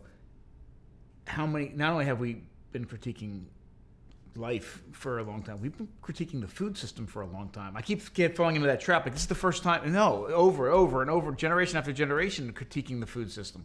Mm-hmm. And for better or worse, but I think we need to. You know, one thing that you mentioned I think is really important, I'd like to say a few words about.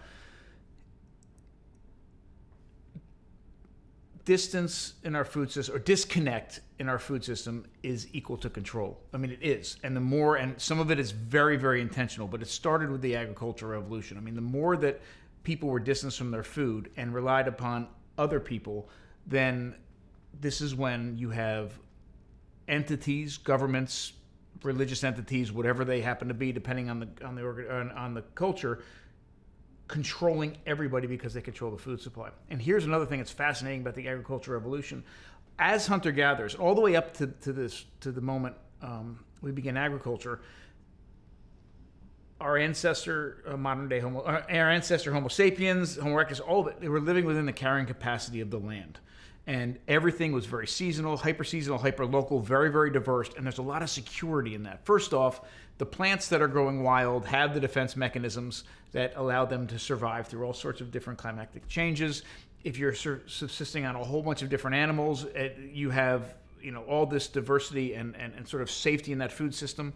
But if something goes wrong, if there's you don't have the insect sort of infestation or diseases sweeping through these things, because nothing's living in that environment that allows for that to make a big difference. But even if you take away one of those animals, the ability to have one of those animals in your food supply, you got however many others. Or if one of these plants doesn't really mature the right way this year, you have hundreds of other ones.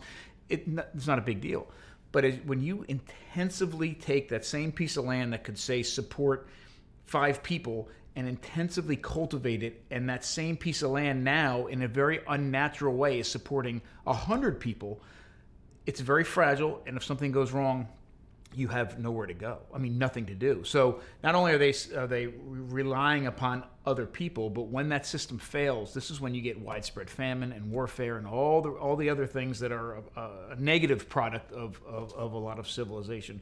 And as that control is continuing to happen. So it happened in the agricultural revolution, it happened in the industrial revolution, it's continuing today with this separation from our food, and we have to rely on other people, not just for our food, but to tell us how we should be eating. One thing that I think is incredibly important in that conversation as well to consider, if you look to the past and say, oh, that stone tool technology was amazing, or the ability to butcher animals was amazing, or that fire technology was amazing, or cooking, or ferment, whatever it is in our food system that was, or in life in general, that was an incredible invention or technology that allowed us to, do something important. We have this sort of, I don't even know what the word is. This intrinsic thought in our souls to say, oh, those humans were super smart that invented that. Like, how did they figure that out? We always ask, how did they figure out how to do that? Or how did they do that? And it wasn't always intentional. There was all sorts. So I do like to paint a very beautiful rose-colored picture of the past, because it was full of nutrition. It was full of all sorts of wonderful things about what it means to be human and connection and all these wonderful things. But people died. People killed each other. There's no example of organized warfare before agriculture, but there was violence. People killed each other. People were mean to each other. People died of starvation. People were malnourished. But the populations that happened to be doing it right, adopted introducing animals in their diet a certain way, or adopted cooking or fermentation or whatever, detoxifying vegetables, whatever it was in certain ways, they did really well. And they were really strong and had successfully had babies, and those babies were really strong, and they successfully had babies. And those populations continued to grow and thrive, and with this just embedded cultural system and technological innovations that were part of what they did. and the ones that didn't aren't here to tell the story. So it wasn't always this intentional, hey, I'm going to figure out how to ferment so I can detoxify that plant. It's just the people that were doing that did really, really well. And they continued to just thrive, and their communities developed as well. We've already domesticated ourselves so much, as you've said, and we're completely reliant on technology for food procurement. And now we're being even further domesticated into a mechanized global food system. What is happening to the human animal as we continue to industrialize the food system? There's a couple things to lay the foundation for this conversation. One is there's 2 articles that I taught college for over 20 years, and I taught all sorts of archaeology and anthropology classes that covered a range of topics. And in every class, I made the students read 2 articles. And I think it's important to this conversation, and I urge anybody listening or watching this they're easily accessible online. One is called The Body Ritual of the Nasarima. Have you ever heard of this? So I think it was written by a guy named Horace Minor. I think it was in the 60s. And I don't want to give anything away, but the result of it is it makes you look at yourself and the culture that you're living in through a completely different lens. And I think about that article all the time. And anytime because when you're embedded in something and just living day to day and trying to figure out life and manage kids and jobs and all the other parts of just living today, what it means to live in the modern world, it's very hard to disconnect yourself and look in from an outsider's perspective. And it's very important to continue to do so. So Body Ritual of the Nasarima is one. And the other one, since we're talking so much about agriculture, is Jared Diamond's The Worst Mistake in the History of the Human Race. And I don't know if you've ever read that, but that is a powerful article. And the big takeaway from that, and it's very short, it's only 4 or 5 pages. And you can Google that as well very easily. The kind of thesis in that is agriculture makes absolutely no sense.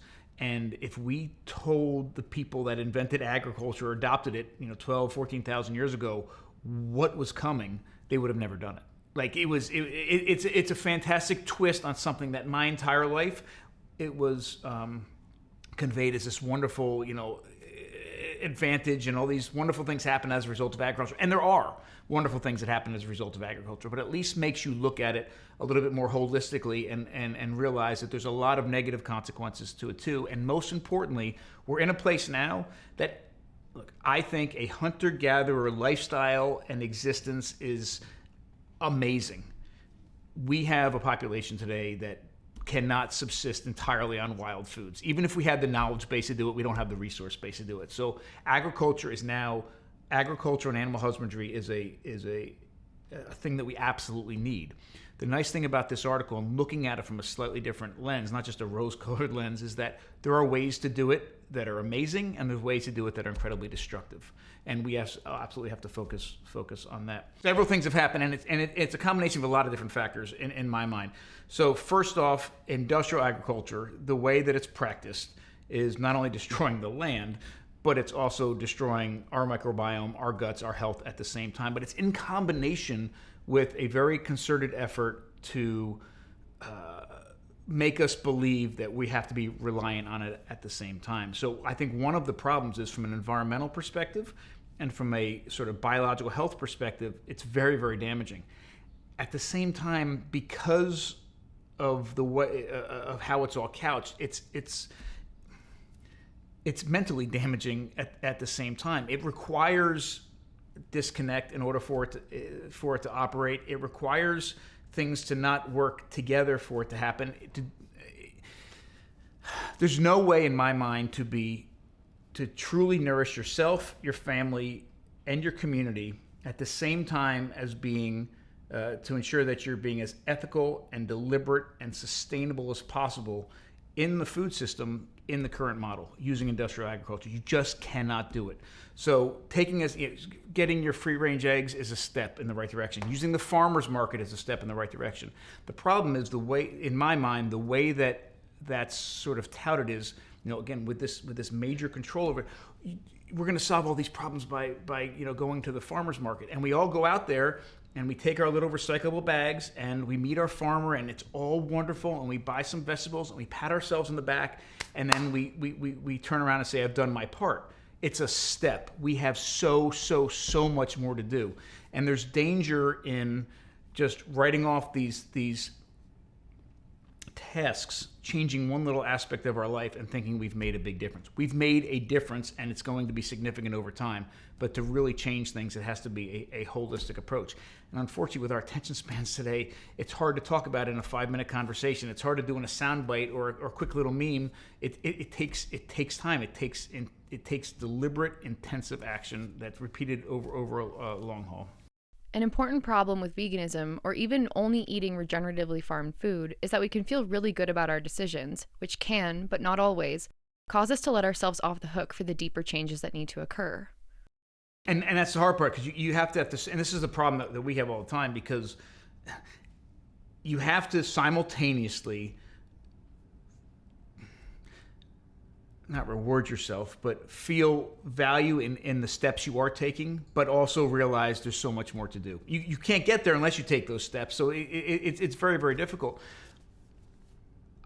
This is one of the reasons why I love to have these conversations with people around food. And I know this sounds crazy, and it might be off topic, but bear with me for a minute. We have found one of the best ways to engage people in a real in-depth conversation about food is pizza. Like, we literally start with pizza. So we're doing programming right now with some of the families in one of the of 6th graders in a local school, and we start off with, we had a big pizza party.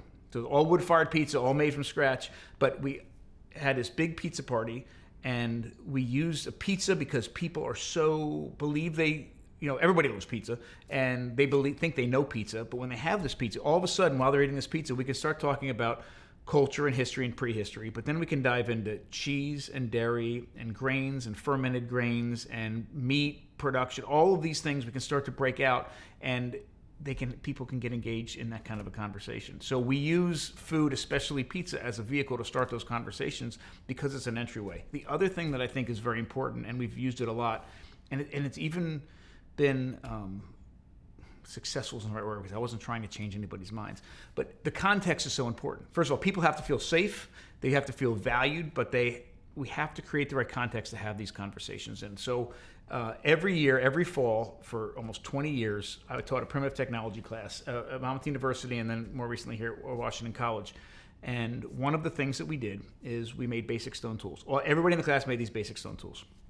And then in the next class, they used these tools that they made to butcher deer. So I'd get a whole bunch of deer, and I'd bring them on campus, and we'd lay them out, and everybody would butcher the deer. But every semester I had at least one vegetarian, sometimes a vegan in the class, and I said, listen, I completely understand, you do not have to participate. I need you to be here, because the point of this is to show you how incredibly efficient that tool that took you less than a second to make is in overcoming whatever task, in this particular case, to butcher the deer. That's the point of this. You don't have to participate. I promise you, your grade won't be affected. There's no negative consequences. And I meant it. There is never once in 20 years did I have somebody not get in. Some people at first, I'm just going to watch. But so for so many of them, it was the first opportunity they had to connect so deeply with their food, with death, with all of it. And I'm telling you, by the end of it, in most cases, it was a vegetarian, or sometimes in 2 cases, a vegan in the class that was the most active participant, elbow deep inside of a deer carcass. It was so incredibly powerful. It was a safe context. It was context that was created over several weeks of class, and it was so powerful. There's so much value in that, particularly in giving people new knowledge that can make them feel empowered, sovereign, and competent. And the food system has also created this sort of polarized, there's stuff that can happen in the home, and there's stuff that's only supposed to happen for professionals. I remember reading when I started to get into butchering and meat curing, and I was just sort of dabbling in it. It was many, many years ago. There was a brand new book that had come out. It was one of the most beautifully written books about food that I have ever read. And part of it was focused on butchering an Italian salumi. And I was out in California doing some work, and I got in contact with the author, who also had a salami production facility. And I went, and I was so excited. I mean, this person, just the way that they wrote connected with me. They wrote about a tomato in this book in a way that, I mean, if I heard anybody else tell me, I'd be like, what are you talking? It was just amazing. So I was like, I'm going to meet this person. I'm starting down my journey towards, more professional butchering and curing and all that. I'm going to meet them. This is well before we had a restaurant or I had any professional training. I was just kind of a home person trying to figure this out. So he actually met with me. And I sat down, I had this conversation. I started talking to him, and I realized the way that he was in person wasn't the way that he wrote. But I mentioned to him about, wanting to cure my own meat at home. And he's like, no. Leave that to us. Like, that's for the professional chefs. And I'm like, excuse me? That's not how you wrote about it. He's like, no, that's for us. It's too dangerous. You're going to hurt somebody, which was 100% wrong. And I'm like, wow. And it was my first example of butting up against somebody feeling like, whoa, you can't do that at home because you're going to leave that to the professionals. I think there's a very famous story about cake mixes, where when cake mixes are actually quite old, and when they first came out in the early 1900s, all you had to do was add water. I mean, they had it so fine-tuned that you didn't even have to add eggs or oil. You just added water. And it was met with complete resistance because it was too much. You were taking too much power away from the women who were cooking in the kitchen in the early 1900s. They wanted to feel some level of investment, but the food industry wanted to keep it as low as possible. So they ended up, even though you only had to add water and they had to figure it out, they backtracked a little bit and made it so you had to add eggs and oil and the water or milk. And that was enough for the home cook. So, I feel like at home, the food industry is say, okay, you can take the packaged cookies and open it up and make cookies with your kids. Or you can do the pancake mix by adding water. That's cooking at home, but all the other stuff, leave it to the professionals. And that's another form of control. But the reality is, I don't want this to be off topic, but I think these are two milestone moments in my mind. It just shows how screwed up my head was when I started thinking about both of these things. I used to go to like TGI Fridays as a kid. And they had this steak on a stick thing that I just loved the flavor of. And I'm thinking to myself, man, if I could only cook at home like people can cook in a restaurant. I'm calling TGI Fridays a restaurant at this time of my life. Like, if I could cook like that, I have it made. And I never realized that the reality is, whether it's curing meats or making cheese or fermenting vegetables or making bread, you can do a better job in your own home with equipment you already have than you can get at almost any restaurant, 90% of the restaurants in the world. I mean, believe me, there's amazing bakers, amazing restaurants, but for the majority of what's available to us, you can do a better job in your house than what you can buy in almost any place. So that was the first one. And the second one was about, I don't know how many years ago it was, 10 years ago now. I built a wood-fired oven in our backyard. I was committed to, we would never buy bread again the rest of our lives for our family. It was going to be nothing but sourdough bread. I built a wood-fired oven in the backyard, and I remembered, and I've been around fire my whole life. I mean, my entire life I've been around fire.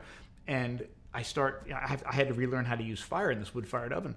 And I was struggling, and the bread wasn't coming out great, and the pizzas weren't coming out great, and I was trying to learn how to do it. And I remember looking at the wood-fired oven, and in the window off to the side here, I could see my kitchen. And I knew I had an oven in there, and I'm like, man, I really hope that I can one day be good enough to make this wood-fired oven work as well as the oven in the kitchen. And when I figured out how to make that wood-fired oven work, I realized, that the oven in my kitchen is trying to do what I can do in this wood-fired oven. I mean, this is the gold standard. And I feel it's the same way like I said, in the food world. We are so disenfranchised, we're so disempowered, and a lot of it is intentional, some of it might not be, but whatever it is, we think we need to rely on all these other people. And there's certain people we do have to rely on. But we can connect with our food, make food at home, and not only is it going to be the most nourishing food you have access to, but it's going to be the most delicious food that you can have access to. The concept of eating like a human is so powerful because it resonates on so many levels: individual, family, community, nation, and all the way out to our species in general. Can you talk about your grand vision for this idea? So, what I consider eating like a human to be is eating with the same intention and the same results as our ancestors ate. And this is what I mean by that. So first off, one of the things that I've spent a lot of time talking about here, and which everything is focused on, is we started to create and rely on technologies that unlocked key nutrients from our environment that we otherwise didn't have access for. So, and these technologies, all of the food processing technologies I'm talking about, accomplish 3 different goals. They make food safe, nutrient dense, and bioavailable. Certainly it makes it more delicious and they smell better in texture, but the most important parts is that they take a resource from our environment that we otherwise wouldn't have either access to or safe access to or efficient access to, and make those foods safer, more nutrient dense, and more bioavailable. That's the role of technology in the food systems that I'm talking about. That is the way we approach food for 3.5 million years. That is the approach to food that literally built us as a species, both biologically and culturally. So from a biological perspective, that means that we have an incredibly safe, nutrient-dense, bioavailable, nourishing diet. And we've talked about that at length. But there's other things that come along with that too. So first off, it is a connected food system. So that means you know all the players involved with it. You understand seasons and what's happening in your environment better than you ever could have imagined. And it doesn't take intense study. It just takes that connection, right? So you know about, you get connected to your environment, and through that connected to, again, like things like seasonality, what kind of animals are in your area, what kind of plants are in your animals, all those sorts of things. You get connected to your community because there was no time in the past that community wasn't a thing. Like even hunter-gatherer groups, communities were a part of it. Everybody relied on one another. It wasn't one person out in the middle of middle of the woods with a stone spear hunting by themselves and then butchering by themselves and then cooking by themselves and eating by themselves and starting that all over again. In fact, in the past, that was almost a death sentence. You required community. So re-engaging with food at a community level, family level, community level is incredibly, incredibly important. The other thing that at least we've experienced as our family has engaged with our food at this level is we've connected not only with our family but also with ourselves on an entirely different level. We understand how our bodies feel when we eat nourishing food. And that also is sort of the baseline to allow us to now recognize how our bodies feel when we don't eat nourishing foods. We understand how our bodies respond to things. We understand, how our bodies react to things. We understand our senses on a lot better level. I remember when I was in college, I was wrestling at Ohio State, and we this isn't that long. I mean, I guess it is that long ago. So this was the early 90s. We would go out during wrestling season. I was cutting 22 pounds every single week, and we go out on carb load before. It blows my mind, but we'd go to this place right off campus and just eat pasta, like literally wheat pasta. Had nothing else on it. Had no meat sauce, nothing. It was I was getting nothing but carbohydrates, and at the time I was so. The food system, everybody, doctors, nutritionists, everybody, you can't eat fat, you don't eat bacon, don't eat this. I would have a piece of bacon and I'd have this visceral response. I shouldn't be eating bacon. This doesn't make me feel good. And now that I'm in tune with how my body reacts and what nourishing food really feels like, I feel that reaction when I eat pasta, right? I feel that in completely different ways. I feel right now in my life, I am living my best life. My family is healthy. I am connected. I understand. I can walk down the street or walk in the woods. I can identify plants. I know what I can eat. I know what I should never eat. I know how to process these certain plants. I understand seasons. I'm outside all the time. When I'm inside, I'm doing something with my food, and it isn't a burden. I enjoy all of this. And what's very so as far as eating like a human is concerned, that's what I see. And when I see it in the future, I'm looking at communities that are engaged at this where, again, we're doing crazy things. We are producing everything 100% ourselves for a lot of different reasons. Partially just become a control freak over some of this stuff, but partially just to understand the value in making sure it's done properly. The way it should be done is different groups of people with different skill sets coming together and sharing. That's exactly what it is. There's just the way, and it wasn't that long ago that we had one bakery that was producing all the bread, and they were trading with the person that raised these animals, and they were trading with this, and it was all happening this way. Now, I understand that is a huge sort of, some people would suggest a pipe dream. but we have to get there at some level, or else we're not going to survive. And I think we can. And I do think there's pockets of people right now, and thankfully with the help of social media and the ability to communicate across vast distances, everybody's becoming more informed. Everybody who wants to can get the information that they need. And I do see a future where we can tackle this big hurdle. I also believe, and a lot of people don't believe in this, but I do truly believe in this. I don't think the most perfect food system has ever been created. I love what's happened in the past, but a lot of the people in the paleo world, stop at 12,000 years ago and say, okay, everything before agriculture was good and everything, since then was bad. And any sort of those polarizing conversations, I don't buy into. The majority of stuff before the agriculture revolution was amazing. And a lot of stuff afterwards has been terrible, especially in the modern food system. But there have been some amazing advances in food since 12,000 years ago that we need to embrace with the right mindset and through the right lens to incorporate together. So in my mind, if we understand, and it all revolves around understanding what the prehistory of food was, what the diet was like, what the trajectory was like that built us as a species, understanding that, using that as a lens to filter anything that's happened in more recent times and put it all together, I think we still have yet to see the most nourishing, sustainable, and ethical food system. But we just have to do it right. At what point did our development of technology for food procurement reach a threshold where we started to have more negative outcomes than positive outcomes?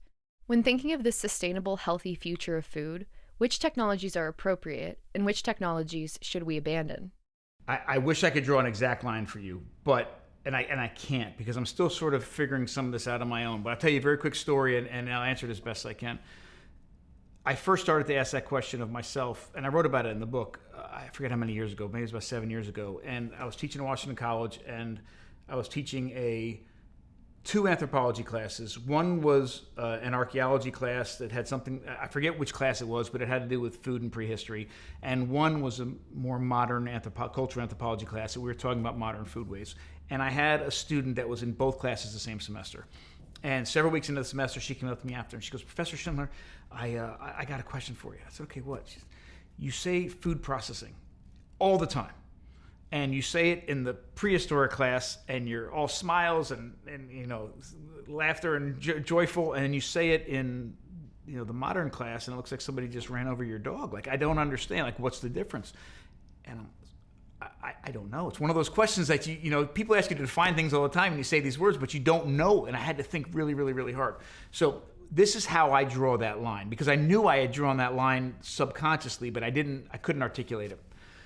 The food processing, and I wish we had different words for it would help, but food processing that I find valuable, and most of the food processing in the past had to do with increasing nutrient density, bioavailability, and safety in our foods. Again, the byproducts of most of that were that it also increased a lot of the flavors and organoleptic qualities we like in food, and there's a lot of important reasons that's the case. But it was focused on those three things at some level. The food processing that's a part of the modern industrial food system, the one that is making us sick, is processing food for other reasons, for uniformity, for the ability to ship long distances, for shelf life. In other words, for reasons that make other people a lot of money, on the backs of our health. But most importantly, it does it at the expense of nutrient density, bioavailability, and or safety. And that's where the difference. So I think it's more about, instead of saying an exact time that it happened, it's more about intent. So if your intention is to, and how often have we bred a plant to be more nutrient dense? We breed plants to be bigger. We breed plants to not have seeds. We breed plants to be easier to harvest. We breed plants to increase the sugar content. We increase to increase the water content so they weigh more. But how often have you heard about us literally breeding a plant to make it more nutrient dense? It's very, very, very rare. And that line comes from the intent of what we're trying to do, certainly to our food. I will tell you that food processing is essential, but it has to be very, very deliberate. A great example is this, and you want to hit as many of those positive factors as possible. So here, an example is fermentation. Fermentation, I have studied the archaeological record, diets throughout millions of years. I have, through ethnographic accounts and also through personal travel, studied traditional diets all over the world. Fermentation is at the core of every traditional diet of the world, literally at its core. It is one of the most important food processing technologies ever invented.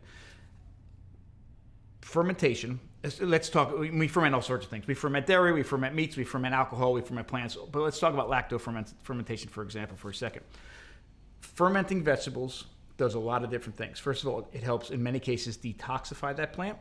It helps pre-digest food to make the nutrients in it more readily available to our bodies. It increases the nutrient content. It increases shelf life. It increases flavor. It increases aroma and makes textures that we very much enjoy. Lacto-fermenting vegetables creates all sorts of wonderful advantages. It helps detoxify the plants. It helps pre-digest the plants to make the nutrients more available to us. It helps increase nutrients in some cases. It makes food taste better. It makes the texture better, increases what we like about the aromas. It's a win-win all the way around. A modern example of that is canning. Completely different process. Now, I don't want to sort of talk bad about canning real quick because I know a lot of people are reconnecting to their food through the act of canning. But I want to talk quickly about the differences between the two. Canning is a shortcut method of lacto-fermentation. So when you lacto-ferment, one of the things you're doing is allowing the natural wild bacteria to eat the starches in the vegetables and create lactic acid. And when that lactic acid, when the pH drops or the acidity increases, it gets into a very, very, very safe zone, which is hostile to bad pathogens and bad bacteria, but it's a wonderful place for good bacteria to thrive. When we can, in most cases, a lot of times we use vinegar to artificially drop that pH too quickly, but it doesn't go through those natural processes, right? And we degrade, in many cases, through the use of high heat, a lot of the nutrients in those vegetables. And we don't put it through a process that pre-digests them, and we don't get the benefits of all the live bacteria and all that. So you could end up with 2 jars of pickles, one that's been lacto-fermented, which is, in my mind, probably the most nutritious way to eat a cucumber, or the canned version, which is first of all, it's a completely dead food. It hasn't been pre-digested in any form. You've killed all the bacteria off, and you've artificially changed that in a way that, puts it in a place that makes it safe, but from a nutritional perspective, it's a completely different food. And that's, on a very low level of a difference. You start getting into a lot of the industrial versions of it, then it's a completely different food. So processing in the fermented, lacto-fermented vegetable creates a ton of wonderful advantages. Processing in something like canning is just increasing shelf life and maybe changing the flavor and the texture. Our feeling is that there is something profound that changed when we started perceiving food as merely a commodity versus food being a nexus of life, community, sacredness, and connection. Have you thought about how this mindset shift around food happened and how it has impacted us? One of the things that it's done, we start commodifying food and we start valuing food based upon how quick we can get it or how much we can get for a low price. That's when you get rise to like the supersize me sorts of, I can get this at Costco for this amount, and you're worried about price over quality, and then all the other things that come with that quality, how the animal was treated, how the plants were grown, how it was shipped, how the workers were treated, all of those sorts of things fall to the wayside when it becomes all about how much can I get for the cheapest amount of price. And that's definitely something that we do in America on a lot of different levels. If we're able to make that shift, right? So one of the things in this country, as I'm sure you're well aware, is we spend the least percentage of our paycheck on food than most other parts of the world do. And, it's hard to tell somebody who can get 10 pounds of ribs for a certain amount of money at a big box store. Whoa, how was that pig raised? We should be thinking about that. I don't care. I can get it for $2 a pound. Like, I don't understand that we're even having this conversation. It's hard to break into that unless people are realizing it's more about food than just that commodification. In your travels to traditional cultures, have there been conversations about how the encroachment of the industrial food system is impacting people? Some. It's a very tricky thing on a lot of levels. One is because the way the marketing is happening in other parts of the world, especially some of these more remote areas, the commodification is seen as a wonderful thing. Like we can be like the people over here. We can be like the people over here if we start to do this. I was in the second most treacherous road I've ever been on in my life was in the Andes in Peru, and all the way up this mountain, there were little kiosk building like things that were served a variety of different functions, but they all had a Coca-Cola sign on them. Like Coca-Cola would, I was floored I ever made it in an area as remote as I was in, and there's Coca-Cola signs on it. And you know, people are coming, oh, Coca-Cola, and oh, it's Coke, it's Coke, it's Coke. And so excited that Coca-Cola paid them any kind of mind to put, and even, oh my gosh, they would even paint a picture on the side of the building. For as much as Coke is everywhere in the world, I have never been a place that had a store that I couldn't buy. I didn't buy it, but I couldn't buy a Snickers bar. Snickers has made it in further inroads in my mind than Coca-Cola did. There was, when I went to Bolivia, and this was a huge internal struggle that I had. I landed in La Paz. I had major altitude sickness, and my contact there picked me up and was taking me to, actually it was her family, up in the Altiplano, not far from Lake Titicaca, where we were going to do a bunch of different amazing things with potatoes and detoxifying, eating poisonous potatoes with clay and all this wonderful stuff. But we're leaving La Paz and we're driving, and you know, the city turned into a couple of just shops on the road, and the road turned into a dirt road, and then all of a sudden there was the very last outpost, the very last store before we left, you know, and got into nothing but the Altiplano. She pulled over, and her and the translator I had with me, they said, hey, we got to buy the family, you know, some gifts. So absolutely, whatever they need. And she grabbed like 2 cases of Fanta and this box of rolls that the only thing I could equate it to were like Hawaiian rolls, like these super sugary white flour nasty rolls. And I'm like, oh no, I'm bringing that to them. And they're like, oh yeah, this is what they asked for. And I said, there is no way that I can go to learn about detoxifying potatoes and eating healthy food and how to make real jerky up in the, you know, and bring them Fanta. Like, no. And they're like, you have to. This is what they asked for. I said, listen, I'll give them whatever money, you know, they want for it. This is what they asked for. And I sat there and I thought about it, and I'm coming from this, you know, this context and this perspective, and I'm walking into a completely different one. So what do you think I did? You bought them. I bought the Fanta. Yeah. I did. It's what they wanted. And I felt really, really, really strange about it. But it is what they asked for at the time. We had we had as best conversations as we could, because I only spoke a little Spanish, and actually they only spoke a little Spanish because they spoke Aymara.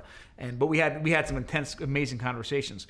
But I will tell you, this is hard to articulate. But so I went to Bolivia and spent several weeks, and then I went to Peru and the Andes and spent several weeks, both with these amazing indigenous families. And then the guy who helped me coordinate it all was the head of the International Potato Institute in Lima. And I didn't even realize that place was a thing, but it is. And it's heavily guarded. And all the, you know, genetic stock of potatoes around the world is housed in this one facility. It's something like out of a movie. But it turns out there's a place like that for maize in Mexico City, and these places are all over the place. But I go in, and part of the deal was he'd help me coordinate these research trips, and I had to give a talk to his staff at the Potato Institute. I'm like, absolutely, that's fantastic. So I give this talk at the Potato Institute, and I get out, and we're having lunch, me and him and a couple of the people that work there, scientists. And he said to me, he said, how'd you do, you know, in Bolivia? I said, oh, I did fantastic.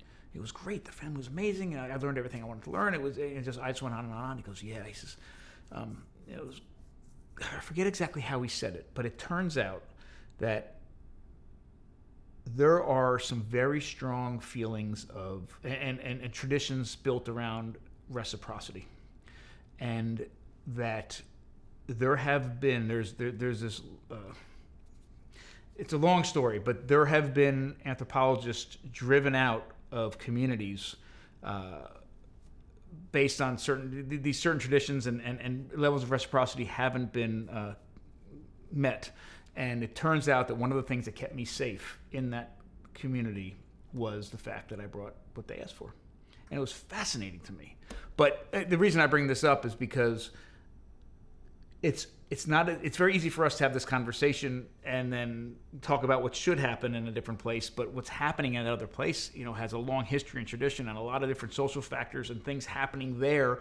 The same sort of mechanisms that the modern industrial food system are using to control us are making inroads in these places, and it's not an easy conversation to have. We've seen similar things during our travels as well, and it's such a tricky thing. We're all entangled in the system in our own different ways and are trying to live within it in our different ways. It's very complex. I'm so glad Dr. Weston Price did the work he did when he did it, because it was about the last opportunity to get some of that information, right? But there's still great information now to get. You just have to realize that there's almost nobody in the world that haven't been impacted by all of this. And if you come at it from that cultural perspective, that understanding, then there's really, really amazing value we can get from a lot of these groups as well, just like what you were saying. I will say that when we were in, I was a little bit nervous when we went to Sardinia. First of all, we are going to be with the Sami this winter, and I'm super excited. I can't wait to pick your brains later about it. But that's a bucket list for me, and so was Sardinia. The research we were looking to do in Sardinia, the primary research was focused on this bread called panaspelli, which is this ancient bread. Pliny wrote about it. They use clay and ash to detoxify acorns when they make this bread. And anyhow, it took me almost 10 years to find somebody that still knew how to make it. But making inroads in Sardinia was incredibly difficult to do. It was very, very hard. And I went a little apprehensive because I didn't know what the experience was going to be like. And I had my whole family. My whole family goes everywhere we go. It was magical. And everybody there wanted to share what was important to them. And to the point where they were so excited about us being there. There were two articles in the Sardinian newspapers came out in 2 weeks after that. Two big. One was a half-page article about us just being there. They were so incredibly proud to share what they had and the traditions that they were still adhering to. It was magical. Can we talk a bit about Weston A. Price, as well as how the blue zones fit into this conversation? So the blue zones, there's numerous blue zones identified now that have the longest or largest amount of centenarians and longest age span in the world. One of the mythologies surrounding the blue zones is that they were heavily vegetable based and that animal resources are either non-existent or they're at a very, very, very low level. Or in some cases, the way they've been explained is that they've been a more recent introduction. I haven't been to all of the blue zones, but from my research and then most recently from my personal experience spending time in Sardinia, again, at the original first identified blue zone and in the heart of it, and we spent a lot of time there with some amazing people, it was the exact opposite. Now, they weren't full carnivore either, right? They were omnivorous. They were eating vegetables as well. But there are several things about the experience I think are important for us to understand. First off, there was definitely a concerted effort with the identification of the blue zones and originally and the dissemination of the information to suggest that we need to be plant-based. I mean, and that's known. That's the reality is that's not true. Not only do they eat animals, and animals make up a large amount of their diets, but their approach to animals very much mimic exactly what I was talking about here with Homo erectus. I mean, they are literally in the most respectful, ethical, and sustainable way, and in my mind, the most nourishing way, using the entire animal. I mean, using every little bit, every single bit of that animal. So one of the things we see is they're eating large amounts of cheese, and what's fascinating is that everybody makes cheese. Like, everybody makes their own cheese. Everybody's making their own cheese in their homes. I mean, you can buy it in the store as well, but everybody we were with were making their own cheese. And it was all made from raw milk. It was all incredibly fresh, made the day that it was taken out of the animal. In fact, it comes out of the animal already in the state of fermenting, and they just literally start making the cheese. The rennet that the people we're with are using is coming from the animal's the stomach of the animals as well. I mean, nothing is coming in commercially in that sense. As far as the animals are concerned, animals are consumed, slaughtered, and butchered and eaten at a percentage that far exceeds anything we see in this country. The one example I had was we ate a goat, and other than hanging the stomach up to make cheese and getting rid of the gallbladder, we ate every other bit of that animal. The night before, we had what they called a barbecue, and it was a sheep barbecue, and it was the entire carcass, and then the intestines were also wrapped around the skewer, and we ate, and it was grilled at the same time or barbecued at the same time that the carcass was. What I think also played a role or plays a role in our misunderstanding of the blue zones is language. I mean, our language around food is fascinating, and the way that we use words and what those words mean have a large impact in how we think about food and how we visualize all these things at the same time. So a great example is in this country, or in English, the word fat that we have on our own bodies, what we call somebody that's overweight, and also our dietary fat, the fat that comes from other sources, is all the same word. So it's one reason why we think, okay, if we eat fat, we're going to get fat, because it's the way we conceptualize the term fat. In Sardinia, when I talked to them about meat, I said, how often do you eat meat? They said, we eat meat every Sunday. We had been in Sardinia for days before I asked that question. And every single time, no matter what time of the day we sat down at somebody's table, they brought out all of the salumi, all the charcuterie that they made from their own animals. Prosciutto, coppa, pancetta, their own homemade salami. And it was this huge platter of all these meats. But they didn't call that meat. They called taking the entire animal, putting it on a stick or a big spit, roasting it all day long, and having this big meal built around that animal. That's what they considered when I asked them the question, eating meat. So I wonder if part of the reason why, even when I asked them, how often do you eat meat? Oh, you eat meat every Sunday. That when that was documented, if that is part of the reason why we have this misconception over it. It's cool to hear that there was so much excitement surrounding your interest in their food and culture, because it represents a possible shift in value. In Weston A. Price's time, trade foods were valued by people because they were seen as the food of the wealthy. And now that story has flipped completely, and traditional foods are becoming valued by people with more wealth. Can we talk about this question of value and the devaluing of traditional foods that has occurred since industrialization? And our not only devalued, but so I love the way that our research and what we're documenting was embraced and celebrated in Sardinia. But we've also encountered where people are embarrassed about their traditional approaches to food and what they want to show is that we can afford Coca-Cola, or we can afford something like this. And then sometimes there's a weird mix of both of them. So we were in a village outside of Oaxaca called San Antonio de la Cal, which is actually, it's part of Oaxaca, but it's on the outskirts of the city. And we went there. The entire mountain that the village sits on top of is made out of cal, or calcium hydroxide, which is mined there. That's what you buy to nixtamalize maize. So if you go into a Mexican grocery store and you see the white powder that's in a bag and it's called cal, that's what you use to nixtamalize the maize. I mean, originally it was wood ash, but that's the most common thing today. So we figured if we went to the village that sits on top of this mountain where they mine it, we're going to get the most authentic experience in making tortillas and nixtamalizing maize. So we went and we were with this beautiful family, Juan and Emiliano, and they were in this one-room house.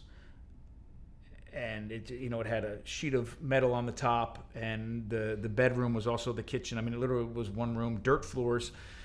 And I remember they told us we nixtamalized them, we stone ground, we made all these tortillas with them, and then we sat down and shared a meal together. And they told us, and this is one of those weird mixes, that they can only afford meat. I think it was either once a week or once every 2 weeks. It wasn't that they only wanted meat once. That's all they could afford. And when I say meat, it was like a bone with a bunch of cartilage and like a little bit of meat on the side and a whole bunch of gristle and things.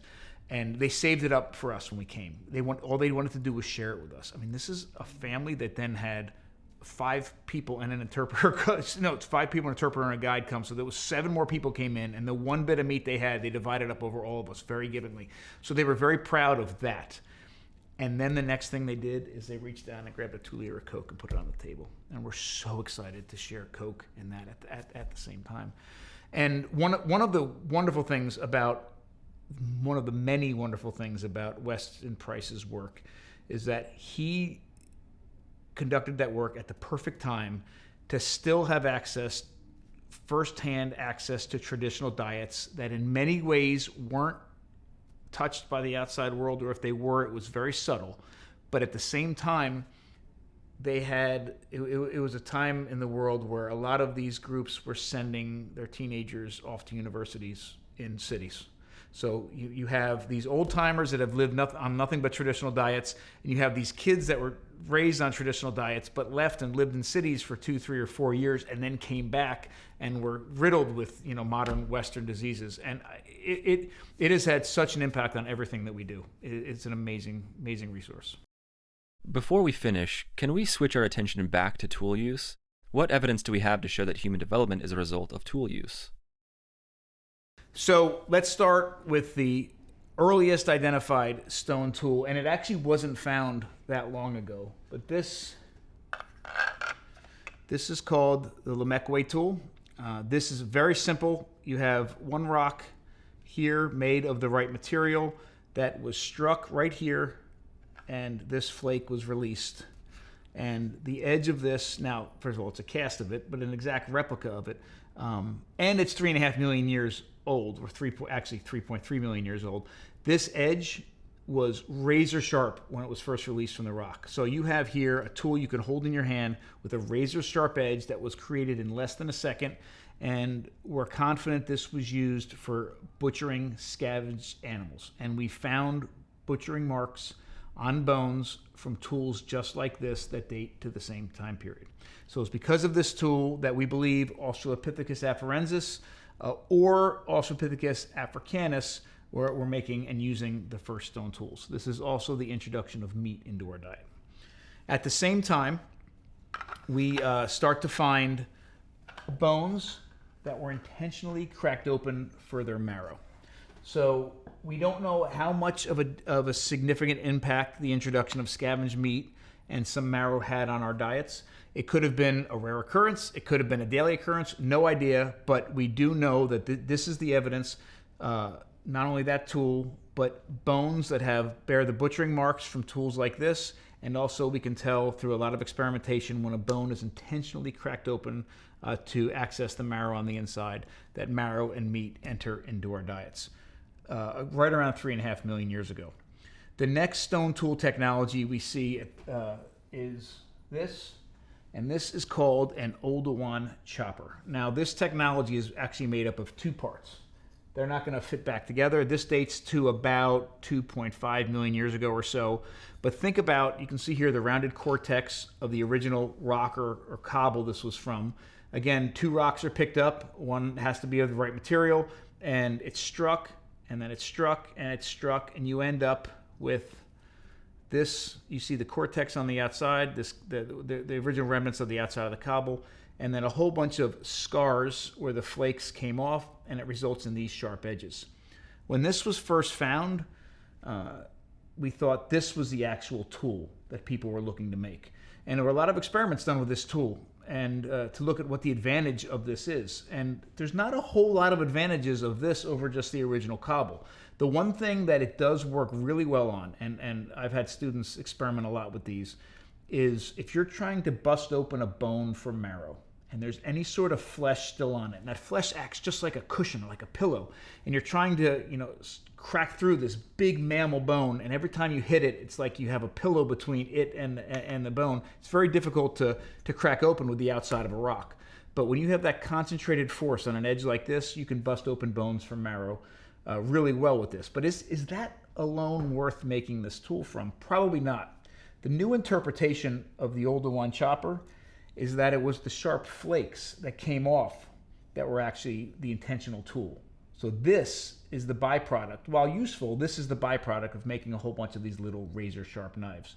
These work really well for butchering or skinning or even you could even process and cut up vegetables with this as well. None of these tools were used for hunting. Right? None of these tools. There's no advantage to throwing this at an animal over just the original cobble. So everything up to this point was, as far as animals are concerned, were scavenged animals.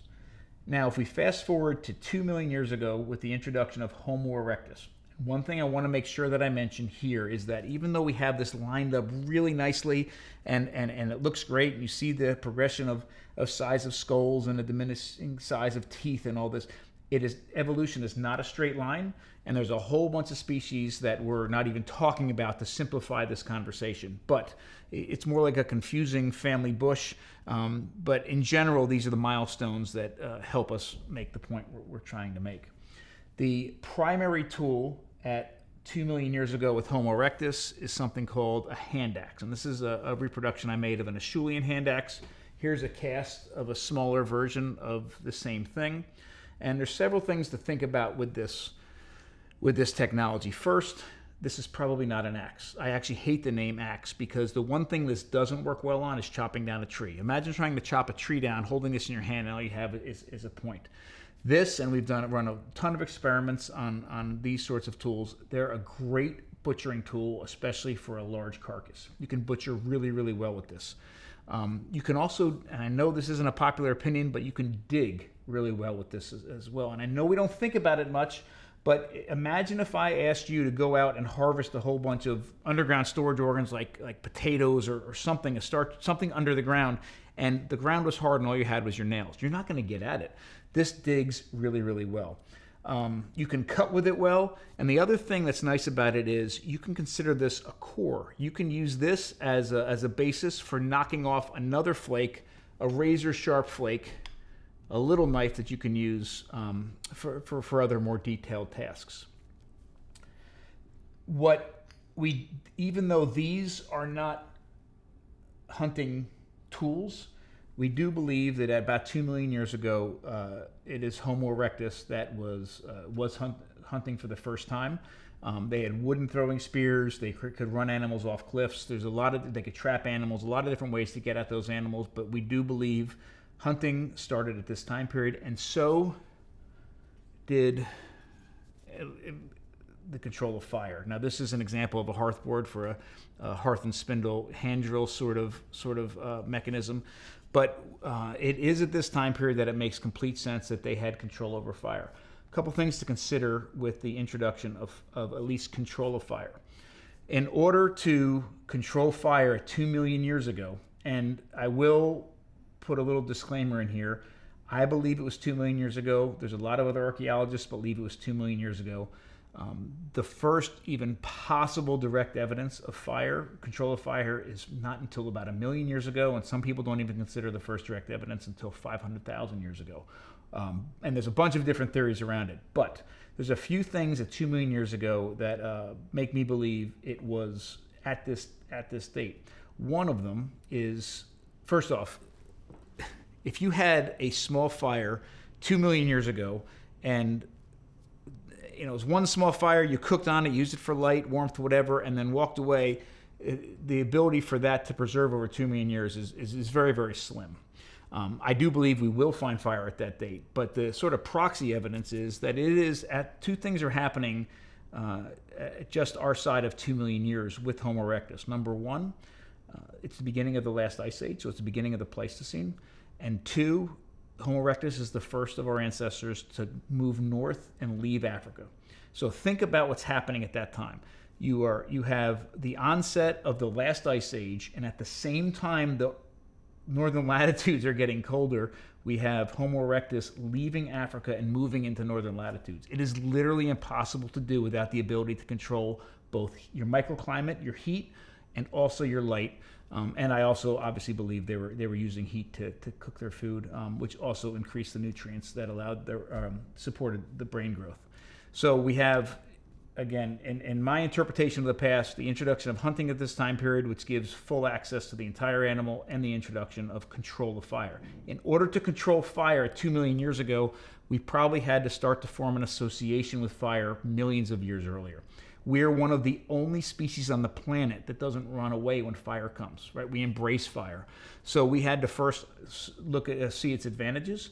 We had to learn how to fuel it. We had to learn how to control it. We had to learn how to start it at will, and it takes a lot of time to make those steps.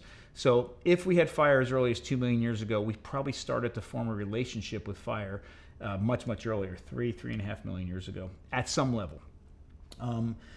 We go through a lot of different stages of stone tool technology. Again, I'm just hitting the highlights, but one thing to think about is if we look at this technology and you're taking a core and striking off a flake to result in this, that's one approach. We can take this approach and we can say, okay, here's a rock. I'm going to knock off a couple flakes and I can use them as tools. Okay, that's an approach. We can take this, a completely different mind shift, where we look at a rock and instead of seeing the things that come off as our tools, we're envisioning a tool on the inside and systematically removing flakes from both faces until we get at the final shape. That's another approach. We call this a biface because it's been controlled on two faces. What we see beginning about 250,000 years ago is a completely different approach. This is called levallois. Now, I realize that our ancestors at this time period weren't mathematicians, but they understood physics and fracture mechanics at a level that we are just beginning now to understand. This is a great example of that. So all the work to create this tool started by systematically removing flakes from this side, from this side, from this side, to create a core so that in one more strike, what would release would be of a predetermined size and shape. And in this case, this is what I was looking for when I made this tool as a replica. This is a levallois flake. It is already ready to use, and the edge when it's released from this is, in this case, is 1 molecule thick, and it to this date is still the sharpest edge physical edge humans have ever created. An edge of obsidian created like this is 300 to 500 times sharper than a surgical scalpel. Another example of this can be seen here. So that's a levallois flake, blade and core. This is a levallois point or spear point. So all the work that was done ahead of time was to create a setup so that in one more strike, a spear point would come off with a razor sharp edge and would also have a channel in here to receive part of the mount or the haft, and it wouldn't have much of a disturbance between the rock and the haft, so that wouldn't impede penetration. This is 250,000 years old. We move forward and a lot of things change, and really in my mind we take this levallois specialized flake and core technology and turn it into this. This is a blade and core technology. In fact, I'll show you another example. This is a blade and core technology as well. One thing you'll see here is that there's very almost parallel lines running from this surface down to this surface. And what you're looking at is not the tool, this is the byproduct of the tool. Now, these two pieces don't go together, but I can show you, well, actually, they go better than we think. All of these lines are guides for the fracture so that, and I'll orient it the right way now, this is the striking surface, and you can strike it here and release what we call a blade, a very parallel, regular blade that comes off. Now think about how many blades, how much cutting surface is in this one core. I mean, there are potentially, if I don't mess up, once I have this, hundreds of blades inside of this one core. Hundreds of razor-sharp, parallel-sided blades that I can remove, and in this case, I just wrap the piece of leather around it and use it as a knife, or I can turn it into a point, a scraper, a needle, all sorts of different tools. Another great thing about blade and core technology, again, this is 40,000 years old, is that this is fragile. Like if I walked around with this in my pocket or my pouch and sat on it, it would break, or if it rattled around with another piece of rock or another tool, the edge would get all chipped up. This is very, very fragile. This is incredibly strong, right? So this right here, I have literally, 100 blades on the inside of this. I know it's going to be successful. I've already tested the material because I've removed all these. I got everything set up perfectly. I can carry a core like this take out another rock or an antler, strike off what I need, use it, throw it away, and then take this with me somewhere else. I can also tell you, which is very, very cool. Let me see if I have, this is not a technology that went away after a few years. In fact, there are examples of this technology in much more recent times. If you take a blade off of this core, especially a blade that, say, keeps two ridges on it like this, and you remove that blade and then snap that blade into sections like that, you end up with a gunflint. And this is how gunflint makers made the gunflints for flintlock rifles as recent as just a few hundred years ago. It's the same technology used to create scalpels that are still used in surgeries today for some eye surgeries and some plastic surgeries. All three of my kids were brought into this world with stone scalpels made with that same technology. Couple other recent innovations and changes as well that we went through.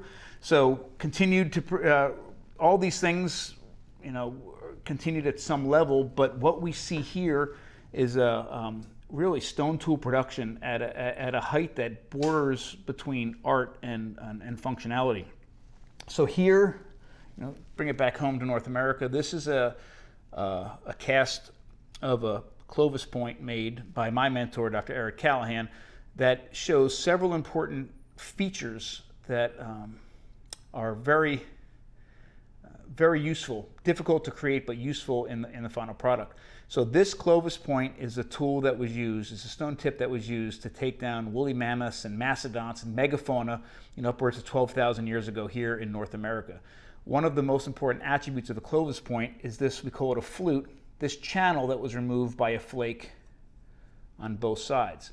And the reason that's there is because if you look from that direction, you'll see it creates a groove on the top and on the bottom that receives the haft or the wood or the bone or the antler that's being used to attach this to the larger spear or the larger atlatl dart. And because of that channel, if you look this way, it's almost a seamless transition from that rock to that wood or bone or antler or the rest of that haft. And any little, you can imagine, this is a spear that's being thrust, or actually dart, that's being thrust with an atlatl, and you have a good amount of power, but this thing has got to penetrate hair and skin and meat and fat in order to access the internal organs of these incredibly large elephant-sized animals.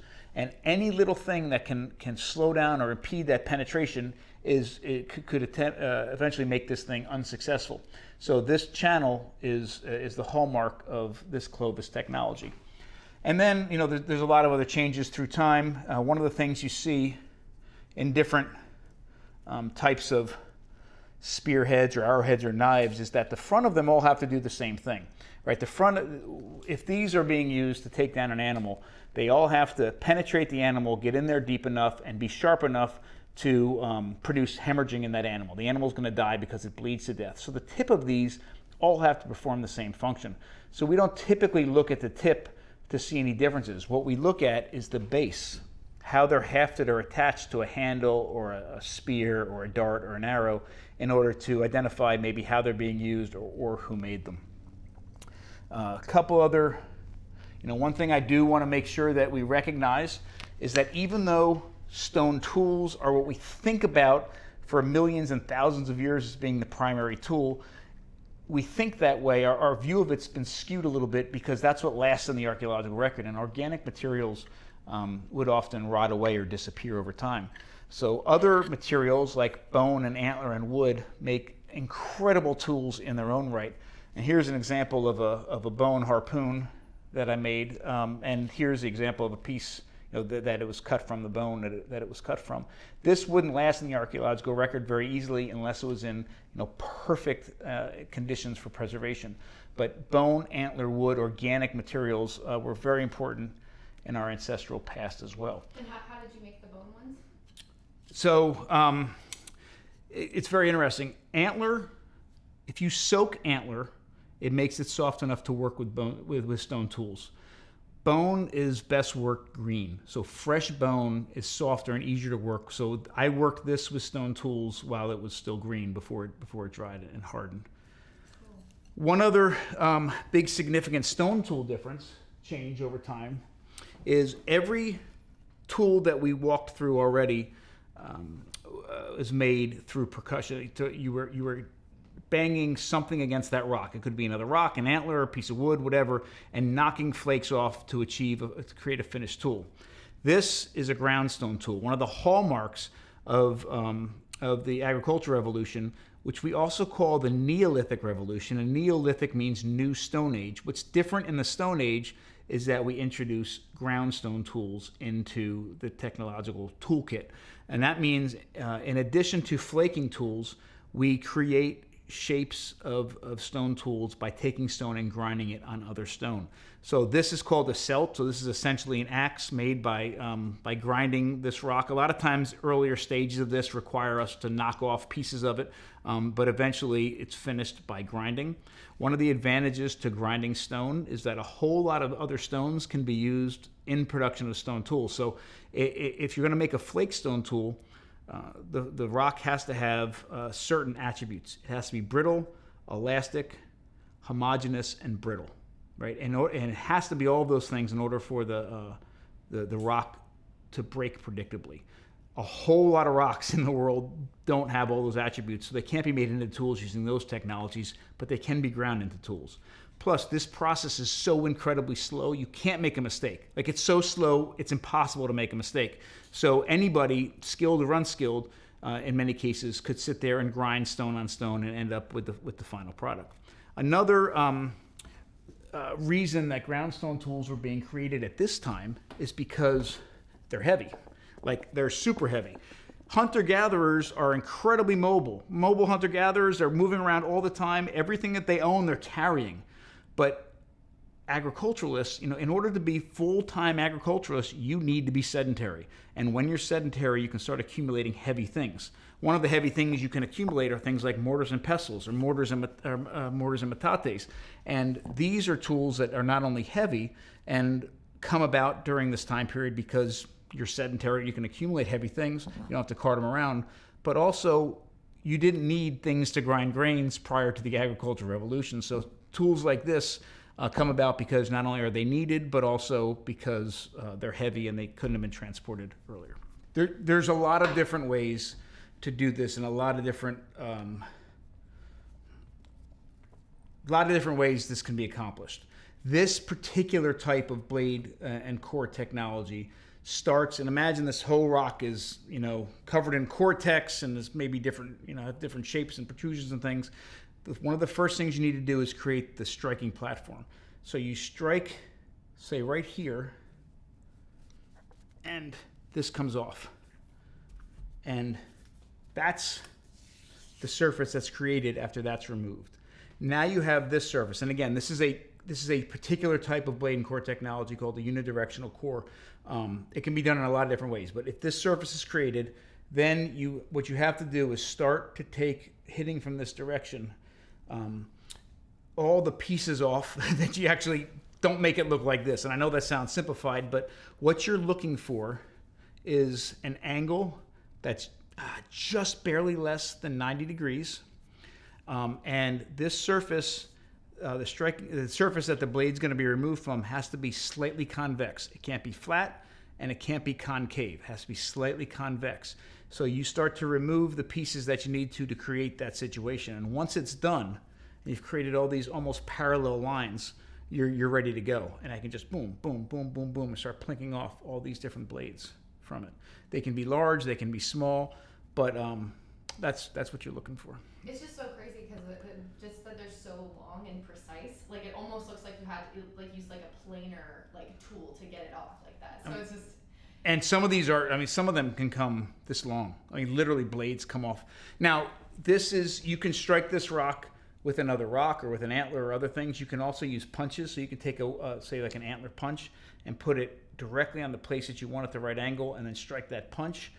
You can do things with levers. There's a lot of different ways that they can be produced, but it's all the same sort of fracture mechanics. You have to have a convex surface. This has to be the right material. The strike has to be in a certain way. One other just very quick thing I wanted to show you is this. So this is kind of a core technology where you're taking off flakes. This is a biface where you're removing in a controlled way flakes from both sides.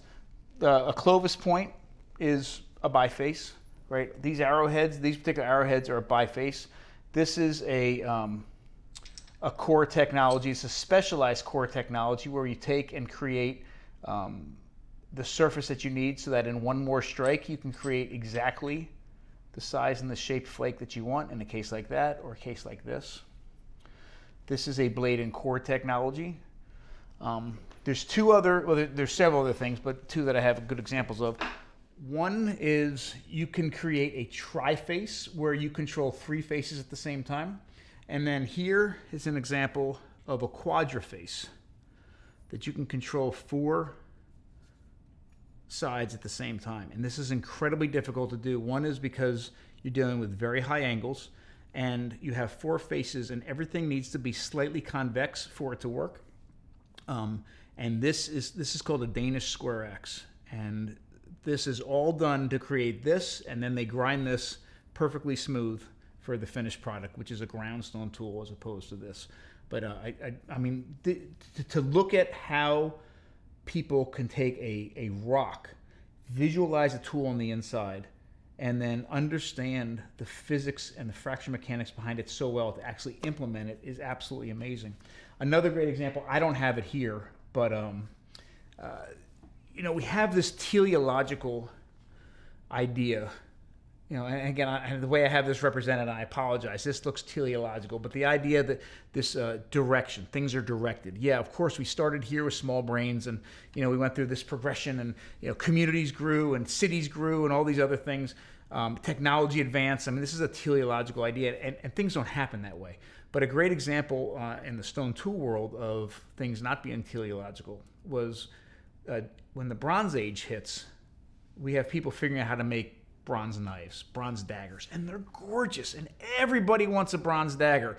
So the stone tool workers were out of business, right? Because everybody wanted a bronze dagger. So they made people making bronze daggers. Well, the stone tool, especially in Scandinavia, the stone tool artisans were so amazing that they could replicate the bronze dagger in stone. And two things about it were, I wish I had an example for you. One is, imagine how difficult it is to create this tool. I mean, just to be able to understand how to make it and implement that and have it be so exact. You have this convexity side to side, end to end. It's so smooth, it's so beautiful. It's wide and it's thin. But imagine a dagger where what you need is a blade that's wide and thin and a handle that's thin and thick at the same time on the same surface. Very difficult to do. But not only could they do that, but they were able to replicate the stitching on the leather handle on the outside of that bronze dagger in stone. So what you see is not only, again, this isn't a dagger from the Bronze Age, but they have a blade that looks like it's wide and thin, and then a handle that's thick and narrow, and then you have stitching in stone made from percussion all the way down it. It's absolutely fantastic. There are examples in the Bronze Age where people are, they go from stone tools, adopt bronze tools, and then decide, whoa, those stone tools were better than this. And they go back to the Stone Age for a little while, but before other, metal advancement and metal technologies take over. But it's not this, and there's still things today. I mean, when I'm making a bow at home, when I'm scraping and chasing down a growth ring, there is no tool better in the world than a snapped flake with a sharp edge from the rock that I use to chase down the growth rings. I mean, there are some things that stone is still better for. What was your experience of learning all of this? Was there a lot of trial and error? Absolutely. You can imagine at this time in my career, isn't the right word, I was still a student, but I wanted to learn everything at the same time. And I was trying to learn, ceramic technology and stone tool technology and fiber technology and brain tanning and stone tool, all of it at the same time. Some were easier than others. One of the issues with stone tool technology is it's a reductive process. Like, I could give you a ball of clay and say, as long as you didn't fire that clay, you could become an expert potter with this much clay. You'd make the pot, get it wet, break it down again, make another pot. I mean, fantastic. Stone, you're going through a massive amount of stone. So acquiring the stone and doing so in a non-wasteful manner and going through it was one thing. I had the advantage of I had two incredible mentors, one by the name of Jack Cresson, who is an archeologist and primitive technologist in New Jersey, who is a dear friend and so highly skilled. And he uses his stone tool technology to inform his archaeology. And then Dr. Callahan, who is an amazing stone tool technician. So I had their kind of guidance, but it still was incredibly frustrating. And I know this is silly, but one thing that I didn't understand in the beginning was, we put a leather pad on our lap and we hold the rock on our lap and we strike the rock. I thought they were hitting their rock and their leg at the same time. So the first several months I was making stone tools, I couldn't walk. Like, my entire leg was black and blue and swollen because I thought it had. I know they're silly little things, but I certainly have a long way to go. I will tell you that it's just like with food and making food from scratch. Even the basics of this, just making a flake and then using that flake is so incredibly empowering. It is unbelievable. It's fascinating to see the development of culture through these tools. Perhaps Homo habilis could learn to make the more simple tools through mimicry alone, but by the time we get to the Clovis point, it's clear that there's a cultural framework of education that has developed to pass on this knowledge.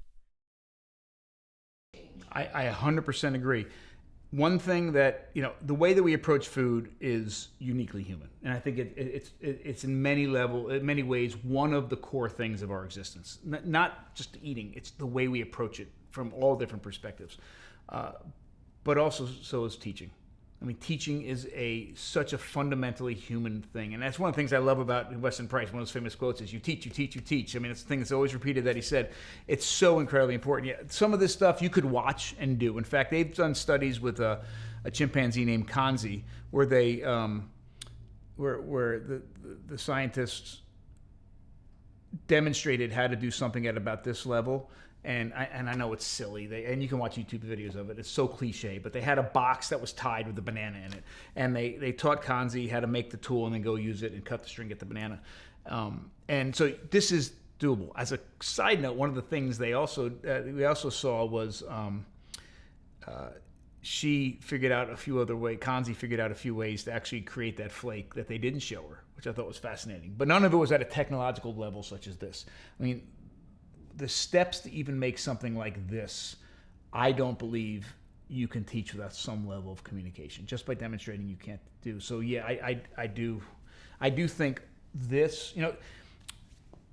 I was doing a piece for a TV show in Ireland called "What Are You Eating?" and I was getting interviewed by the host. We were walking through the woods, and he asked me a really important question. And he said, "So, you believe that?" This increase in nutrition and being able to access more food is, what built our bodies and our brains. And I said, oh, absolutely. And he said, so if we feed chimpanzees a whole bunch more food, are their brains going to grow? I'm like, oh, okay. Well, I misspoke. That's not exactly what I meant. And that's why now today I say, okay, there was some mechanism or mechanisms that were pushing for our brains to grow. And it's because of the increased nutrition paired with whatever was that driving force that allowed our brains to grow. It wasn't the increase in food that made our brains grow. That was the support to support it to happen. And one of those things that was pushing our brains to the limit was this. You have to be able to think in the abstract. You have to be able to plan several steps ahead in order to create all of these tools here. And I'm confident that was one of those things pushing our brains to get bigger.